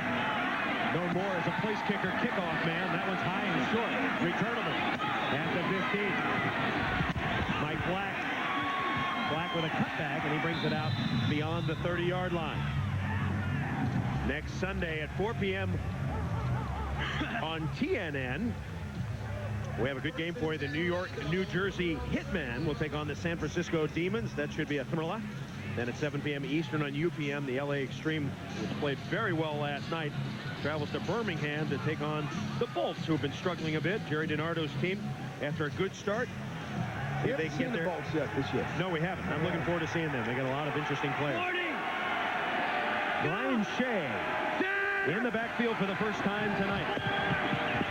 Kuklin, he's got some time. Buys some more with a roll. Throws. Pass caught. Mario Bailey. And Bailey sidesteps a man. And he's finally dragged down from behind. John Williams. Well, he beat John Williams, and then John Williams comes back and makes the touchdown catch or tackle there. But John Williams, if he's going to make that play, he's got to make the play. Bottom line, I mean, you got to buy the time. I know it's tough, especially when you get out there in an island and the quarterback can buy the time that Brian bought here. But you either come across the guy's face and try to knock the ball down. If you don't, you hook the backside of him, because if you miss the ball, you at least make the tackle. Cooklin's last two passes for 81 and 43 yards. So Orlando on the move, a first down. Brian Shea, the NCAA's all-time, all-purpose runner, has it. And the torpedo barrels right into the line. He's still up. And he flaps his way inside the 20. I mean, Brian Shea is averaging almost 9 yards per carry. The guy's a wrestler. He's an all-American wrestler in high school. And he's always had the Doug Flutie label. He's 5'8", 210 pounds. Everybody said he has been too small to play football. He says, I'm not too small. I'm short, but I am a good player. And he, once again, the all-time NCAA leader, all division in all-purpose yards. There he goes again, and Shea hops through the middle. Because he's small, we talked to him yesterday. You had to cut it back. And I asked him, I said, what shape are your marbles? He looked at me kind of strange, and I realized that they're like square, triangular. They're definitely not round. And the reason for that is because he's so small, he likes defense first. He plays with a very defensive mentality. He's out there trying to tap people and use his size as an advantage. Was a linebacker in high school in Paola, Kansas. Wants to be an FBI agent one day. You know, there was one light in Paola, Kansas when he was growing up. Timeout on the field as Memphis leads by 1. You're watching the XFL on UPN. Hey, look, some new cars just arrived. They'll need to be cleaned now. Where's your chamois? This is all I need. I've been learning magic. Magic? I just wave the wand, say the magic words, and they'll be clean. What were those magic words? Hocus pocus, be clean. That didn't work. You better try again. Uh-oh. Abracadabra. Did Shaggy get bigger? This has got to be in the book. Rocky's Auto for a magically good deal. Critics are calling Enemy at the Gates an intense thriller. They send their top marksmen to come from Berlin to stop you. The first great film of the new year. How are you going to find this young man? I'll fix it so that he finds me. Gritty, gutsy, and gripping. 4 stars. It's like Saving Private Ryan meets High Noon. If you kill him, you can win the war for us. And Ebert and Roper in the movies gives it 2 thumbs up. It's brilliant. Enemy at the Gates. Rated R. The duel begins this Friday. Listen. JS 1075, Denver's hip-hop station. What's my name? Jackson. I am for real. 55 minutes of non-stop hip-hop. Honey came in and she got me red-handed, creepy with the girl next. Every hour. Coming real, it's the next episode. JS 1075 is Denver's hip-hop station.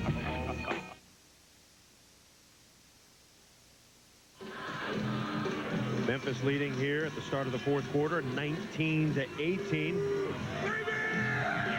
Back in that raid zone again where they've been so successful all season. They've had one mishap in the raid zone, and it was a fumble last week by Michael Black.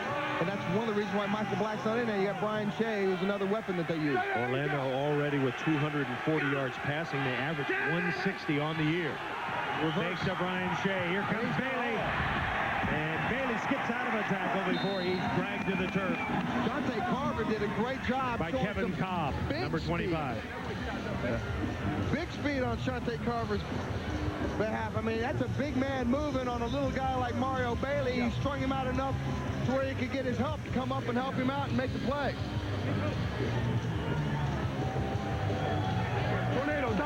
We have a shootout here at the Liberty Bowl.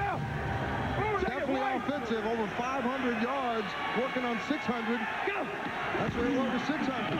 Brian Shea. And we've got a marker down in the backfield. Marker was thrown as Shea looked to pick up 5. And it's going against the Rage. Once again, the Rage, the highest scoring team in the XFL, averaging 26 points. Maniax, as they move the ball up and down the field, average just 12 points, but the #1 team in total offense. Let's get the call. Holding offense number 79 on the takedown. It's a 10-minute penalty. Replay, second down. Well, that hurts. John Love showing a little bit too much love, too much hugging inside. The offensive line for Orlando, Dan Collins at left tackle, Jason Gamble left guard, Garen Patrick is the center, replacing Cal Dixon tonight, who's out with a torn bicep. Sean Love, Jeremy Akers, Lawrence Hart along the front wall. The biggins up front. And they are large and aggressive. 2nd and 16. Shea remains the running back. Kuklik unloads it, and he is decked. Number 90, Marvin Thomas, got a good lick in. Thomas, 27 years old, out of the University of Memphis. A lot of Memphis guys on this Memphis roster, Boz. By design, that's part of what the XFL is about. They're bringing some of the home players back in front of their home crowd and let their families enjoy watching them play football right here in America. A lot of territorial picks 46 from this area. 46, 950 choice on 1. Ryan Kuklik, the former Wake Forest star. He was a high school baseball player drafted by the Mets in the first round, so he's got some athletic ability. 3rd and 16. Kuklik guns it incomplete. He got a little low. That was low. Kevin Swain was there, but he couldn't pick it off the grass. One of the few times they get down inside the red zone where they self-destruct themselves, you're going to come away with an attempt at a field goal here. They've only had 1 field goal inside the red zone. Jay Taylor was perfect before that last miss. So Jay Taylor, who came in 4 for 4. You know, when you make them, the goalposts look a lot closer. When you miss them, they look a lot farther away. And right now, that thing looks like it's about 60 yards away. He missed from 42. This is a 39-yard attempt. He rams it, and it's good. Now they're close again. So once again, a lead change as Orlando goes back on top. That is our 5th lead change tonight here in the Liberty Bowl. We're going to have more for you. 4th quarter. The Maniacs and the Rage. You're watching XFL on UPN.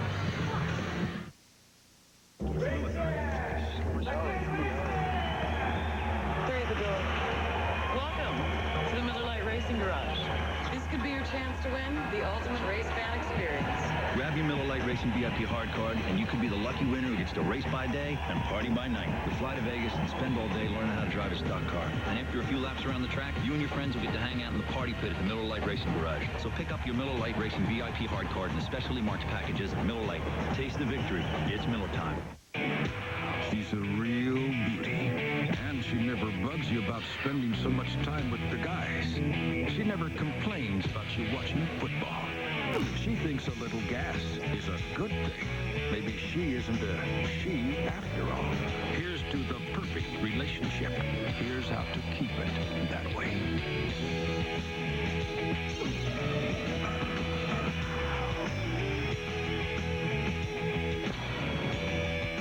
Walking around on your feet, you're on those 8 hours a day. That's a third of your life you're standing on your feet here at work. You need to be comfortable. With Wolverine DuraShocks, comfort is a guarantee.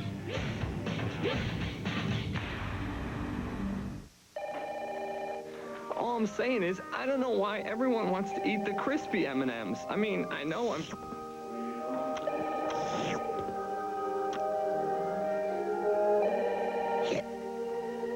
Sorry. Your duty today is personal courage. Biggest fear is climbing down. might be a scary thing. Today, Richard climbs Victory Tower. Once you get to the top, the view, breathtaking. Especially if you're terrified of heights. Log on and see if courage conquers fear. Only at GoArmy.com.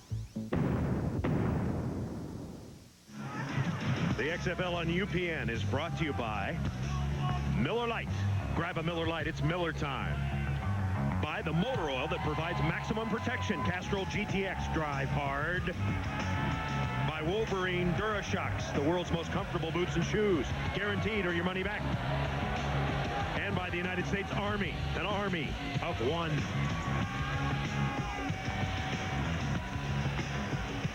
So far, lots of scoring for us tonight, boss. Orlando striking last. Well, we knew it was going to be a shootout, the number 1 offense versus the number 2 offense. Something has to give, and at least there's a lot of scoring, a lot of big plays. 21-19, the Rage trying to stay undefeated. The Maniacs trying to win their first game at home this year. Kevin Cobb. And Cobb makes his way out to the 23. Next Saturday, our primetime game on NBC, the Las Vegas Outlaws at the Orlando Rage. The start time is 8 p.m. Eastern. And I really like Jim Ross, Jesse Ventura, and Mike Adamle as a team, the threesome. Adamle has brought a little spice to the booth. You like that? You know what? You got Mike Adamle who comes in, and he knows football, and he's very, very good. And you know, Mike knows what's going on inside the minds of a football player. Mike's 58. Spot. Middle. Spot. So the Maniacs. No spot. Say blue 80. First down from their 24. They'll run Rashaan Salaam. Salaam breaks to the outside before he's dragged down at the 26. And it's really important for them to continue. And Salaam and Malvo getting into it a little bit. In his 2 wins, 276 yards, 3 touchdowns. The 2 losses, 124 yards, no touches. Tonight, it's still up for grabs, boss. He's got to get another 19 yards before that graphic becomes false. Mike's 58. Say blue 40. The 2nd and 8. Blue 40. Druckenmiller. Little swing pass to Jim Kitts. His 2nd reception. It's a short gain. Stephen Fisher. The minister coming up and making the hit.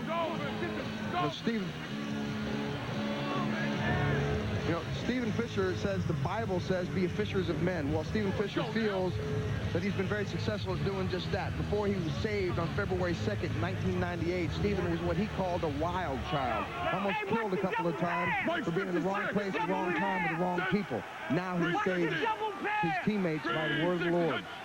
3rd and 6. Druckenmiller throws incomplete right through the hands of Mark Thomas. What you're finding now, what you're seeing is the defensive line of Orlando is doing some tricky stuff up front.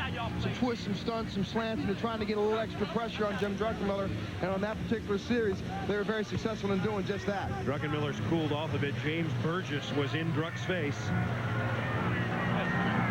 So pressure now on Jim Druckenmiller to come through. He'll have to wait. It's a 4th and 6. The Maniacs will kick it away. Skinny Culver is deep. Skinny hovering. Skinny's got it. And Skinny dives to the 40. 10:50 to play in the game. The undefeated Orlando Rage hanging on to a 2-point lead. You need to go then because you don't have it. Thinking of you. Love always. Jessica. They're beautiful. They smell so nice. You're a lucky man. The Whopper says, nothing says I love you like flame-broiled beef. Mind if I call her? In the land of burgers, the flame-broiled Whopper is king. Never once did your car ask you for jewelry or flowers. Never once did it ask you if it looked fat, or did it get mad at you for leaving the seat up.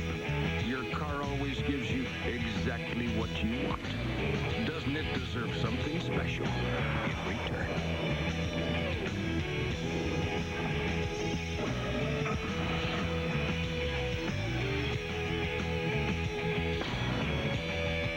There's no sense in working in construction unless you're comfortable. Hey, you put these boots on in the morning, and at the end of the day, you're going to feel good enough to do a little something else for yourself. With Wolverine DuraShocks, comfort is a guarantee. I'm walking around mud, rocks, rain. My feet are comfortable, and that's the most important thing. With Wolverine DuraShocks, comfort is a guarantee.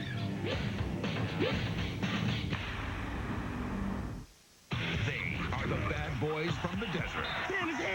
They are the rage of the XFL. This team is for real. The Las Vegas Outlaws take on the Orlando Rage in a battle of the XFL's elite. That's a big play for me.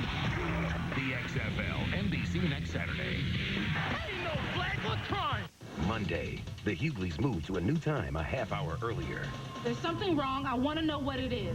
What's revealed in this episode This is between me and you. Ain't got nothing to do with my family. will change everything. You trying to say D shot somebody, man? Oh, my God. And all new Hughleys at a new time after Moesha, Monday on UPN. Stephen Fisher, number 35 for Orlando, an outstanding football player. He is also a man who believes in the Word of God. Let's go out. Let's go back. He regularly holds Bible study classes with his teammates. A couple of weeks ago, after a slow start, the ball miraculously found his way into his hands for 2 interceptions. He credits divine intervention.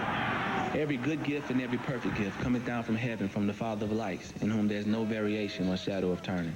I believe that the Lord is with the Orlando Rage, and I thank him and I praise him for being with us thus far, and I know that he'll be with us even after today. So Stephen Fisher waiting for his opportunity. Will destiny shine on him again tonight? The Rage undefeated, the only undefeated team in the XFL. The Rage will set up with Derek Clark. He gets the ball, breaks off the right side, and he is dragging men, dragging crazy Maniacs with him to the 49. The Rage with only 79 yards rushing tonight, Boss. Do you think they should concentrate more on their ground game? Well, right now their passing game is doing the trick because they're getting 240 yards, which is about exactly where Coach Galen Hall would like it to be. Unfortunately, they lead the XFL in rushing, and their rushing is suffering right now, so this is where they can start picking up the pace and start grinding out this clock. Go! Clark again. And the Rage defense rising up. Middle of the line, T.J. Fryer. Now, here's been the Rage's biggest problem. They don't convert third downs that well. They're only converting about 28%. Actually get a first down on that one. Galen Hall, well respected in the world of football. 18 years as the offensive coordinator at Oklahoma. He coached Boz for 1 year. He said you were a good player, aggressive, and very intelligent. God knows exactly what he's talking about. Here comes Clark, trying to get around the corner. This is not his forte. Pretty good straight arm, but he's not going to get much mileage out of going wide against this Maniac defense. No, this Maniac defense flows very well. Patrick Sapp did a good job of not losing containment right here. Comes in here and pushes Patrick Sapp down. But John Williams, who tells me he can bench press 375, bench pressed his butt right out of bounds. Angle gas. 950, 212, angle gas on one. Right. John Williams, one of the corners. Rico Clark, the other one. Pressure on them now.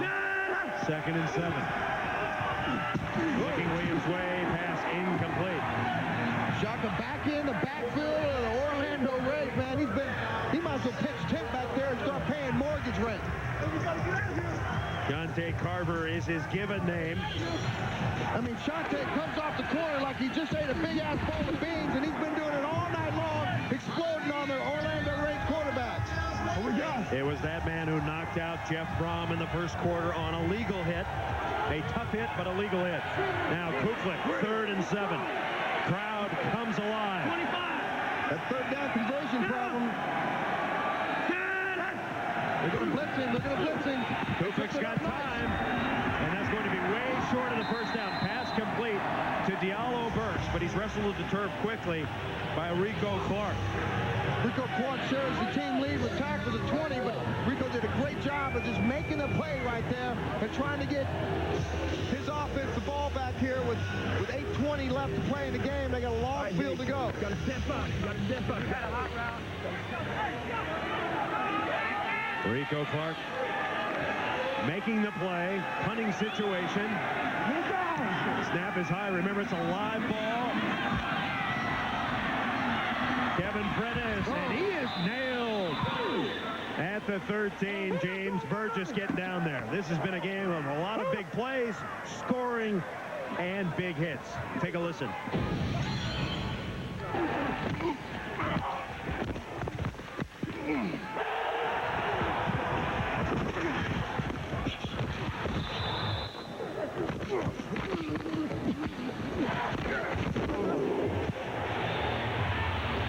That's why here in the XFL, we care to give only the very best. Rest in peace. So now, what can Jim Druckenmiller do? He's going to hand the ball to Salaam. He's trying to work his way. He's got no place to go. Still, he gets a couple. Someone barking down there. Might be Alexander. That's James Burgess. He's got that Miami of Florida. He ain't got nothing, and he ain't going to get nothing as long as James Burgess. Respect. It's funny, that's exactly what Rashaan said last week about the LA defense. He didn't respect them. I guarantee right now, James Burgess is going to make him respect this Orlando defense. The Rage is leading tackler. 2:33. Second and 90, got a yard. Take to Salaam. Druckenmiller throws a roll, caught by Prentice, first down. Great catch by Kevin Prentice. The layout on that one a little bit, but it's a great throw also by Jim Druckenmiller under a little bit of pressure.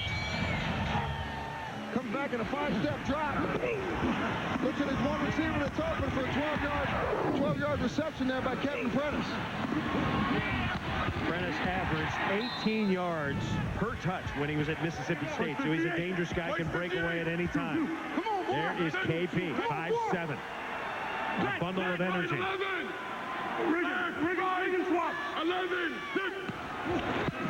Druckenmiller again. Short drop, short pass, good catch, tackled immediately. Darryl Hobbs, the former Raider, knocked down by Corey Gilliard. Druckenmiller now 15 of 28 for 176 yards. Ricky Bell has given such a big cushion over there that Druckenmiller's taking advantage of that with these little quick stops. And as long as they continue to give that kind of cushion, he'll be able to move the ball down the field in chunks of 8, 6, 9, 10, 15 yards.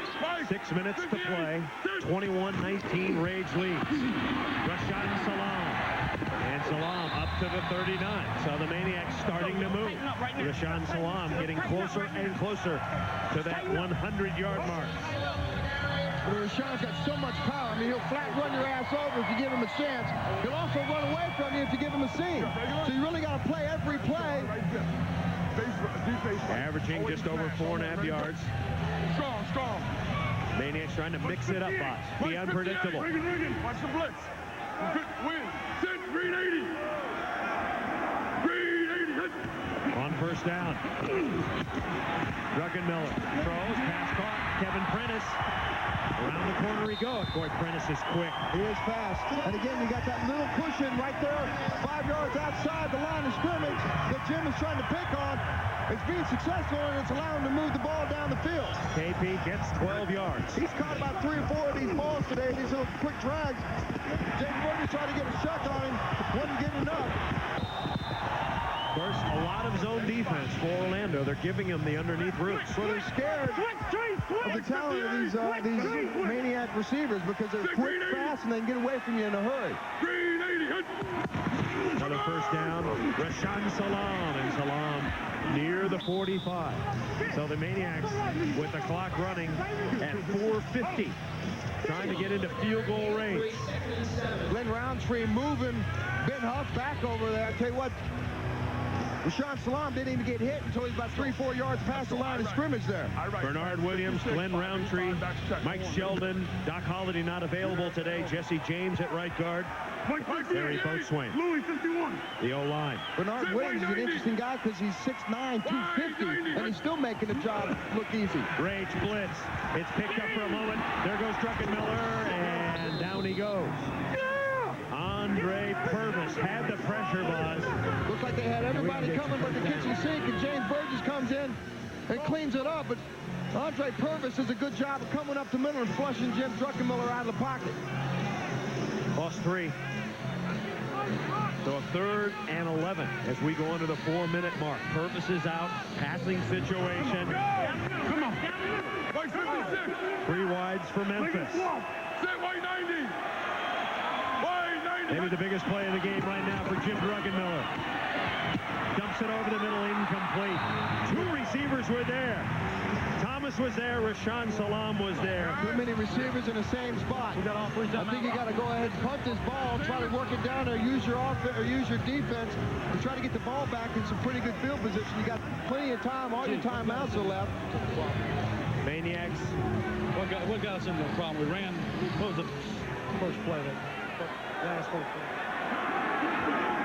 So Hall to kick it away. Low snap. He could use a really high punt here. It's a live ball after 25 yards. Good kick. Great kick. Skinny is back.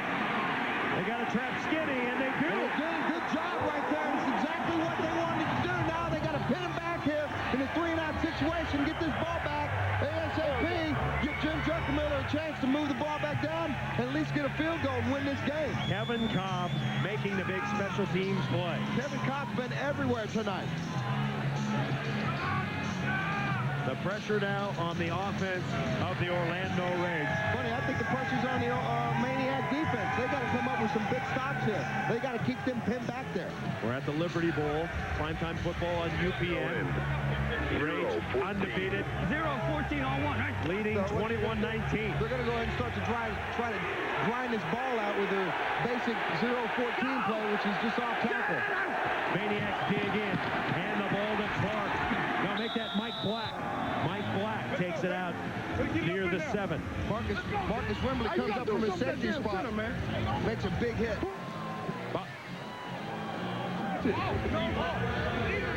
How long do you let it run before you start calling your 3 timeouts, boss? Oh, you got plenty of time right now. Okay. I think you go maybe after this play right here, they got a 2-minute warning. After you can call a timeout before the 2-minute warning, if you can stop them and hold them to a 3rd down and long here. 2nd and 7. Brian Cookman. Once again, Black. And Black takes it out. That's going to be about a yard short of the first down. Too many yards. Marcus Wembley makes a stop again. 2:08, 2:07 clock counting down. It's going to be a 3rd and 1. So they're going to let it run to the 2-minute warning. And we're going to take a quick break. We're coming back. The Rage leading 21-19.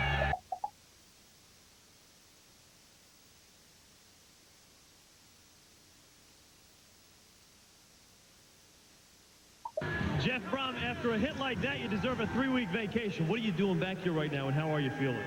Feeling pretty good. The neck's a little sore. Just have a cervical sprain, but it's something that's not too serious. And, you know, it was just a good hard hit, and those things happen in football. And I'll be back. Well, you may or may not like this, but your replacement is having a heck of a game. Have you been coaching him along the way? You know, he's a good quarterback, and he has a good mentality. He approaches the game well, and I knew it when he went in there. And I don't know if you know this or not, but after you took the hit, you did get a touchdown pass out of it. That helped the injury a little bit. It helped soften the blow, so to speak. So Jeff Brom back on the field. Shante Carver delivered the hit, and now Shante has to get his defense ready. 3rd and 1. He needs one more big hit to get this ball back in the Maniacs' offensive hands. The Orlando Rage with 2 minutes to play. Mike Black is the running back. They hand it to Black, and he's hit. And it's going to be very close. He may have gotten it with forward lean. Hogan's was there. Bring him in. Let him see. Let's see where they mark it. Oh, that was not a good mark, Boz. That's a Maniac mark right there. Let's see. It's going to be extremely close. That's going to be really close right there. What do you say, Boz? You've got good vision. I think he's short. It looks like he's short. I say he's short from the other side. If you're going to say he's short, I'm going to say he's got it. That's the kind of guy I am. Oh, man. Ted, that's only a 9 1-foot chain, though. Starts right now. Or yards, whatever you play football in. Okay, you got sand in the brain, dude. You got that volleyball thing happening. Sorry. Right now. Just keep rubbing on me, dude. You'll get it soon. But in the season, you have it all done. First down now. 0-14 back. Now the Rage forced to spend their timeouts. The Maniacs, excuse me. Maniacs with 3 timeouts left. They got to stop him here. You all right? They're going to let this clock run all the way down. This is a sign of a good quarterback.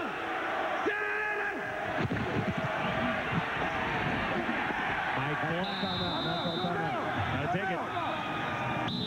Tremont Lawless comes in and makes a big hit there, but Tremont had a great game last week, and that's one of the reasons he's starting in place of Marvin Thomas this week. All right.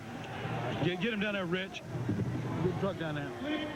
Don't forget, next Saturday, prime time, the Las Vegas Outlaws, the best defense in the XFL, the Orlando Rage, the best offense in the XFL. Don't forget the cheerleaders. Don't forget the cheerleaders. The cheerleaders in the, thank you, Brian Bosworth. Yeah. In the locker room. Cheerleaders will be in the locker room. There you go. Yeah, but they're going to be, the hook is, they're not going to be in the locker room. They're going to be naked in the locker room, right? That I don't know. I don't know about that. You know what? I'm glad I'm not going to be there for that because I don't need it. No one wants to go into the locker room if they're not doing something. I just want to watch it. Just watch it on TV.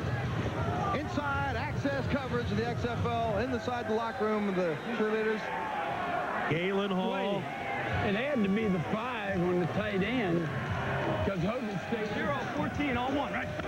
Coming back with that same off tackle, off the guard play. Lots of offense in the XFL tonight on UPN. Derek Clark is back in the backfield. 2nd and 10. Hand the ball to Clark. He pushes the pile. Dragging a pile. Jumping on top of him was Marcus Wimberly from the University of Miami. And the second timeout used by the Maniacs. So the Maniacs have one more, Boz. And if they can hold them on this play, they'll get the ball back one last time for Kippy Brown. That's going a 2-minute drill offense where they're going to have to be able to make completions. Get completions, get his offensive line up to the line of scrimmage, down the ball if he has to down it. 35.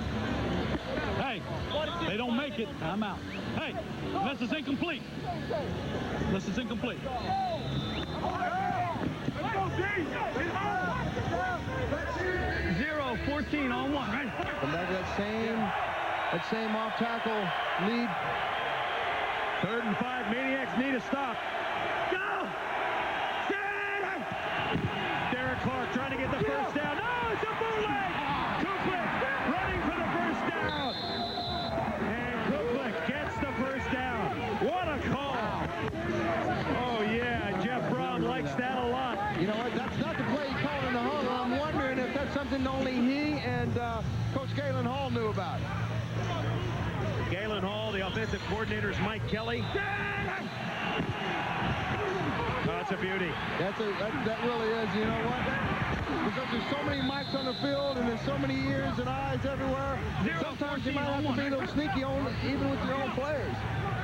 Kookie with the biggest play right there. Go! Derek Clark and the Orlando Rage. I mean, you realize the Maniacs have yet to win a home game. This is huge for Orlando. Are you telling me that, or are you telling yourself that? I'm telling the guys out in TV land. Okay. So what's the significance that they haven't won a home game? They're not quite as focused at home as they are on the road? No, the important thing here is Orlando is now still undefeated, and they get a chance to go in next Saturday and test their offense against the #1 defense in the XFL. Snap it with about 12 seconds. That's going to be a hell of a game, man. I'm tuning in for that one. It's a victory. Just go victory. Deuce victory. You're right. Galen Hall.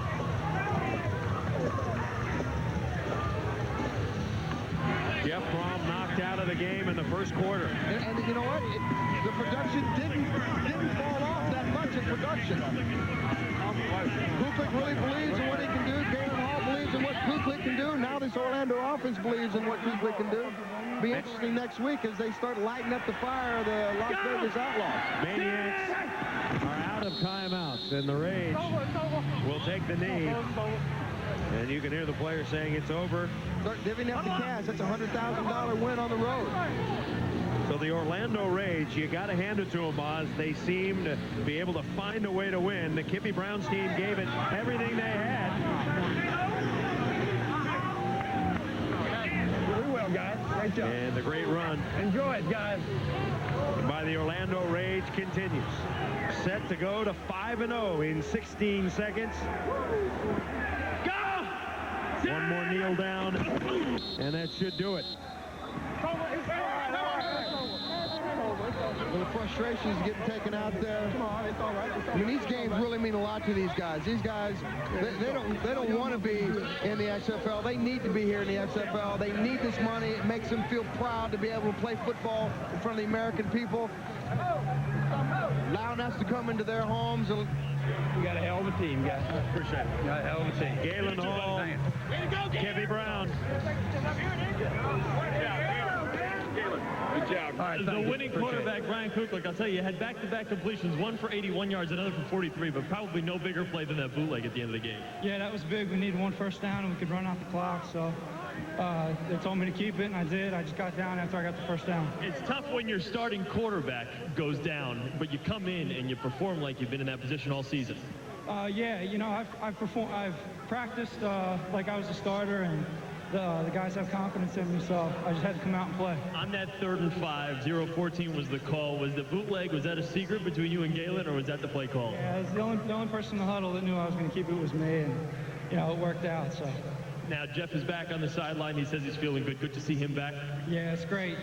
That was a rough hit, and, you know, we weren't sure how it was going to be, but I hope he's all right. You guys are 5-0. You've never had the taste of a paycheck on the short end of the stick. This feels pretty good, huh? It feels great, man. Keep those bonus checks coming. Another star is born tonight in the XFL. Brian Kuklik. No. Coming off the bench for Jeff Brom, Brian Kuklik. He plays well, 8 of 19, 2 touchdowns for 207 yards and a touchdown, and of course the big bootleg. Druck, what happened tonight when you think about the fact that you guys had the lead, you threw for a touchdown pass, ran for a touchdown pass? What happened? Just some turnovers and penalties. You know, we didn't execute when we needed to. There were some, you know, big plays, and we did stupid things to hurt ourselves, shoot ourselves in the foot. Why has this team been unable to win at home, but yet win on the road? I wish I had an answer. I don't know. It's something, you know, we got to take a hard look at because, you know, we're playing well at times. We're just not playing consistent. And also, it looked like you had a chance to put your foot on their throats, and you just didn't do it as a team. You continue to be. It's tough in the second half for you guys. It's not a lack of trying. Maybe it's just a mental state of mind we need to get in. But, you know, something, you know, like I said, we got to go back and look. Thanks, guys. Coach Hall, 5-0. You hate to talk about the perfect season, but you're well on your way. Well, we got 5. We got to try to get 6 next Saturday night against Vegas. It'll be a tough game. This is an extremely tough game. Memphis has a really good football team. I've said all along, everyone's equal in this league, and I think that's what it's going to come down to. You've got the premier matchup versus Vegas next week. They lost to Chicago today. Does that affect your thinking towards preparing? Not at all. They're the top team out there, and they're coming to town, so we've got to get ready to play. Coach, you got a little sneaky with us there on that bootleg at the end. I know we got cameras and microphones everywhere, but you had a little something covert going on there. Well, what happened, they were inside, a very tough defense to run against, and, you know, Brian's a good enough athlete, and he made a great play on it. Can you believe the hit your starting quarterback took in the first half? He got a couple of them, and not happy about that. I mean, they were good in legal shot. The one that knocked him out was Jeff's a tough kid, and he'll be back. Coach Galen Hall and his Orlando Rage, a perfect 5-0. Halfway towards an undefeated regular season, the Rage wins it 21-19. We'll be back.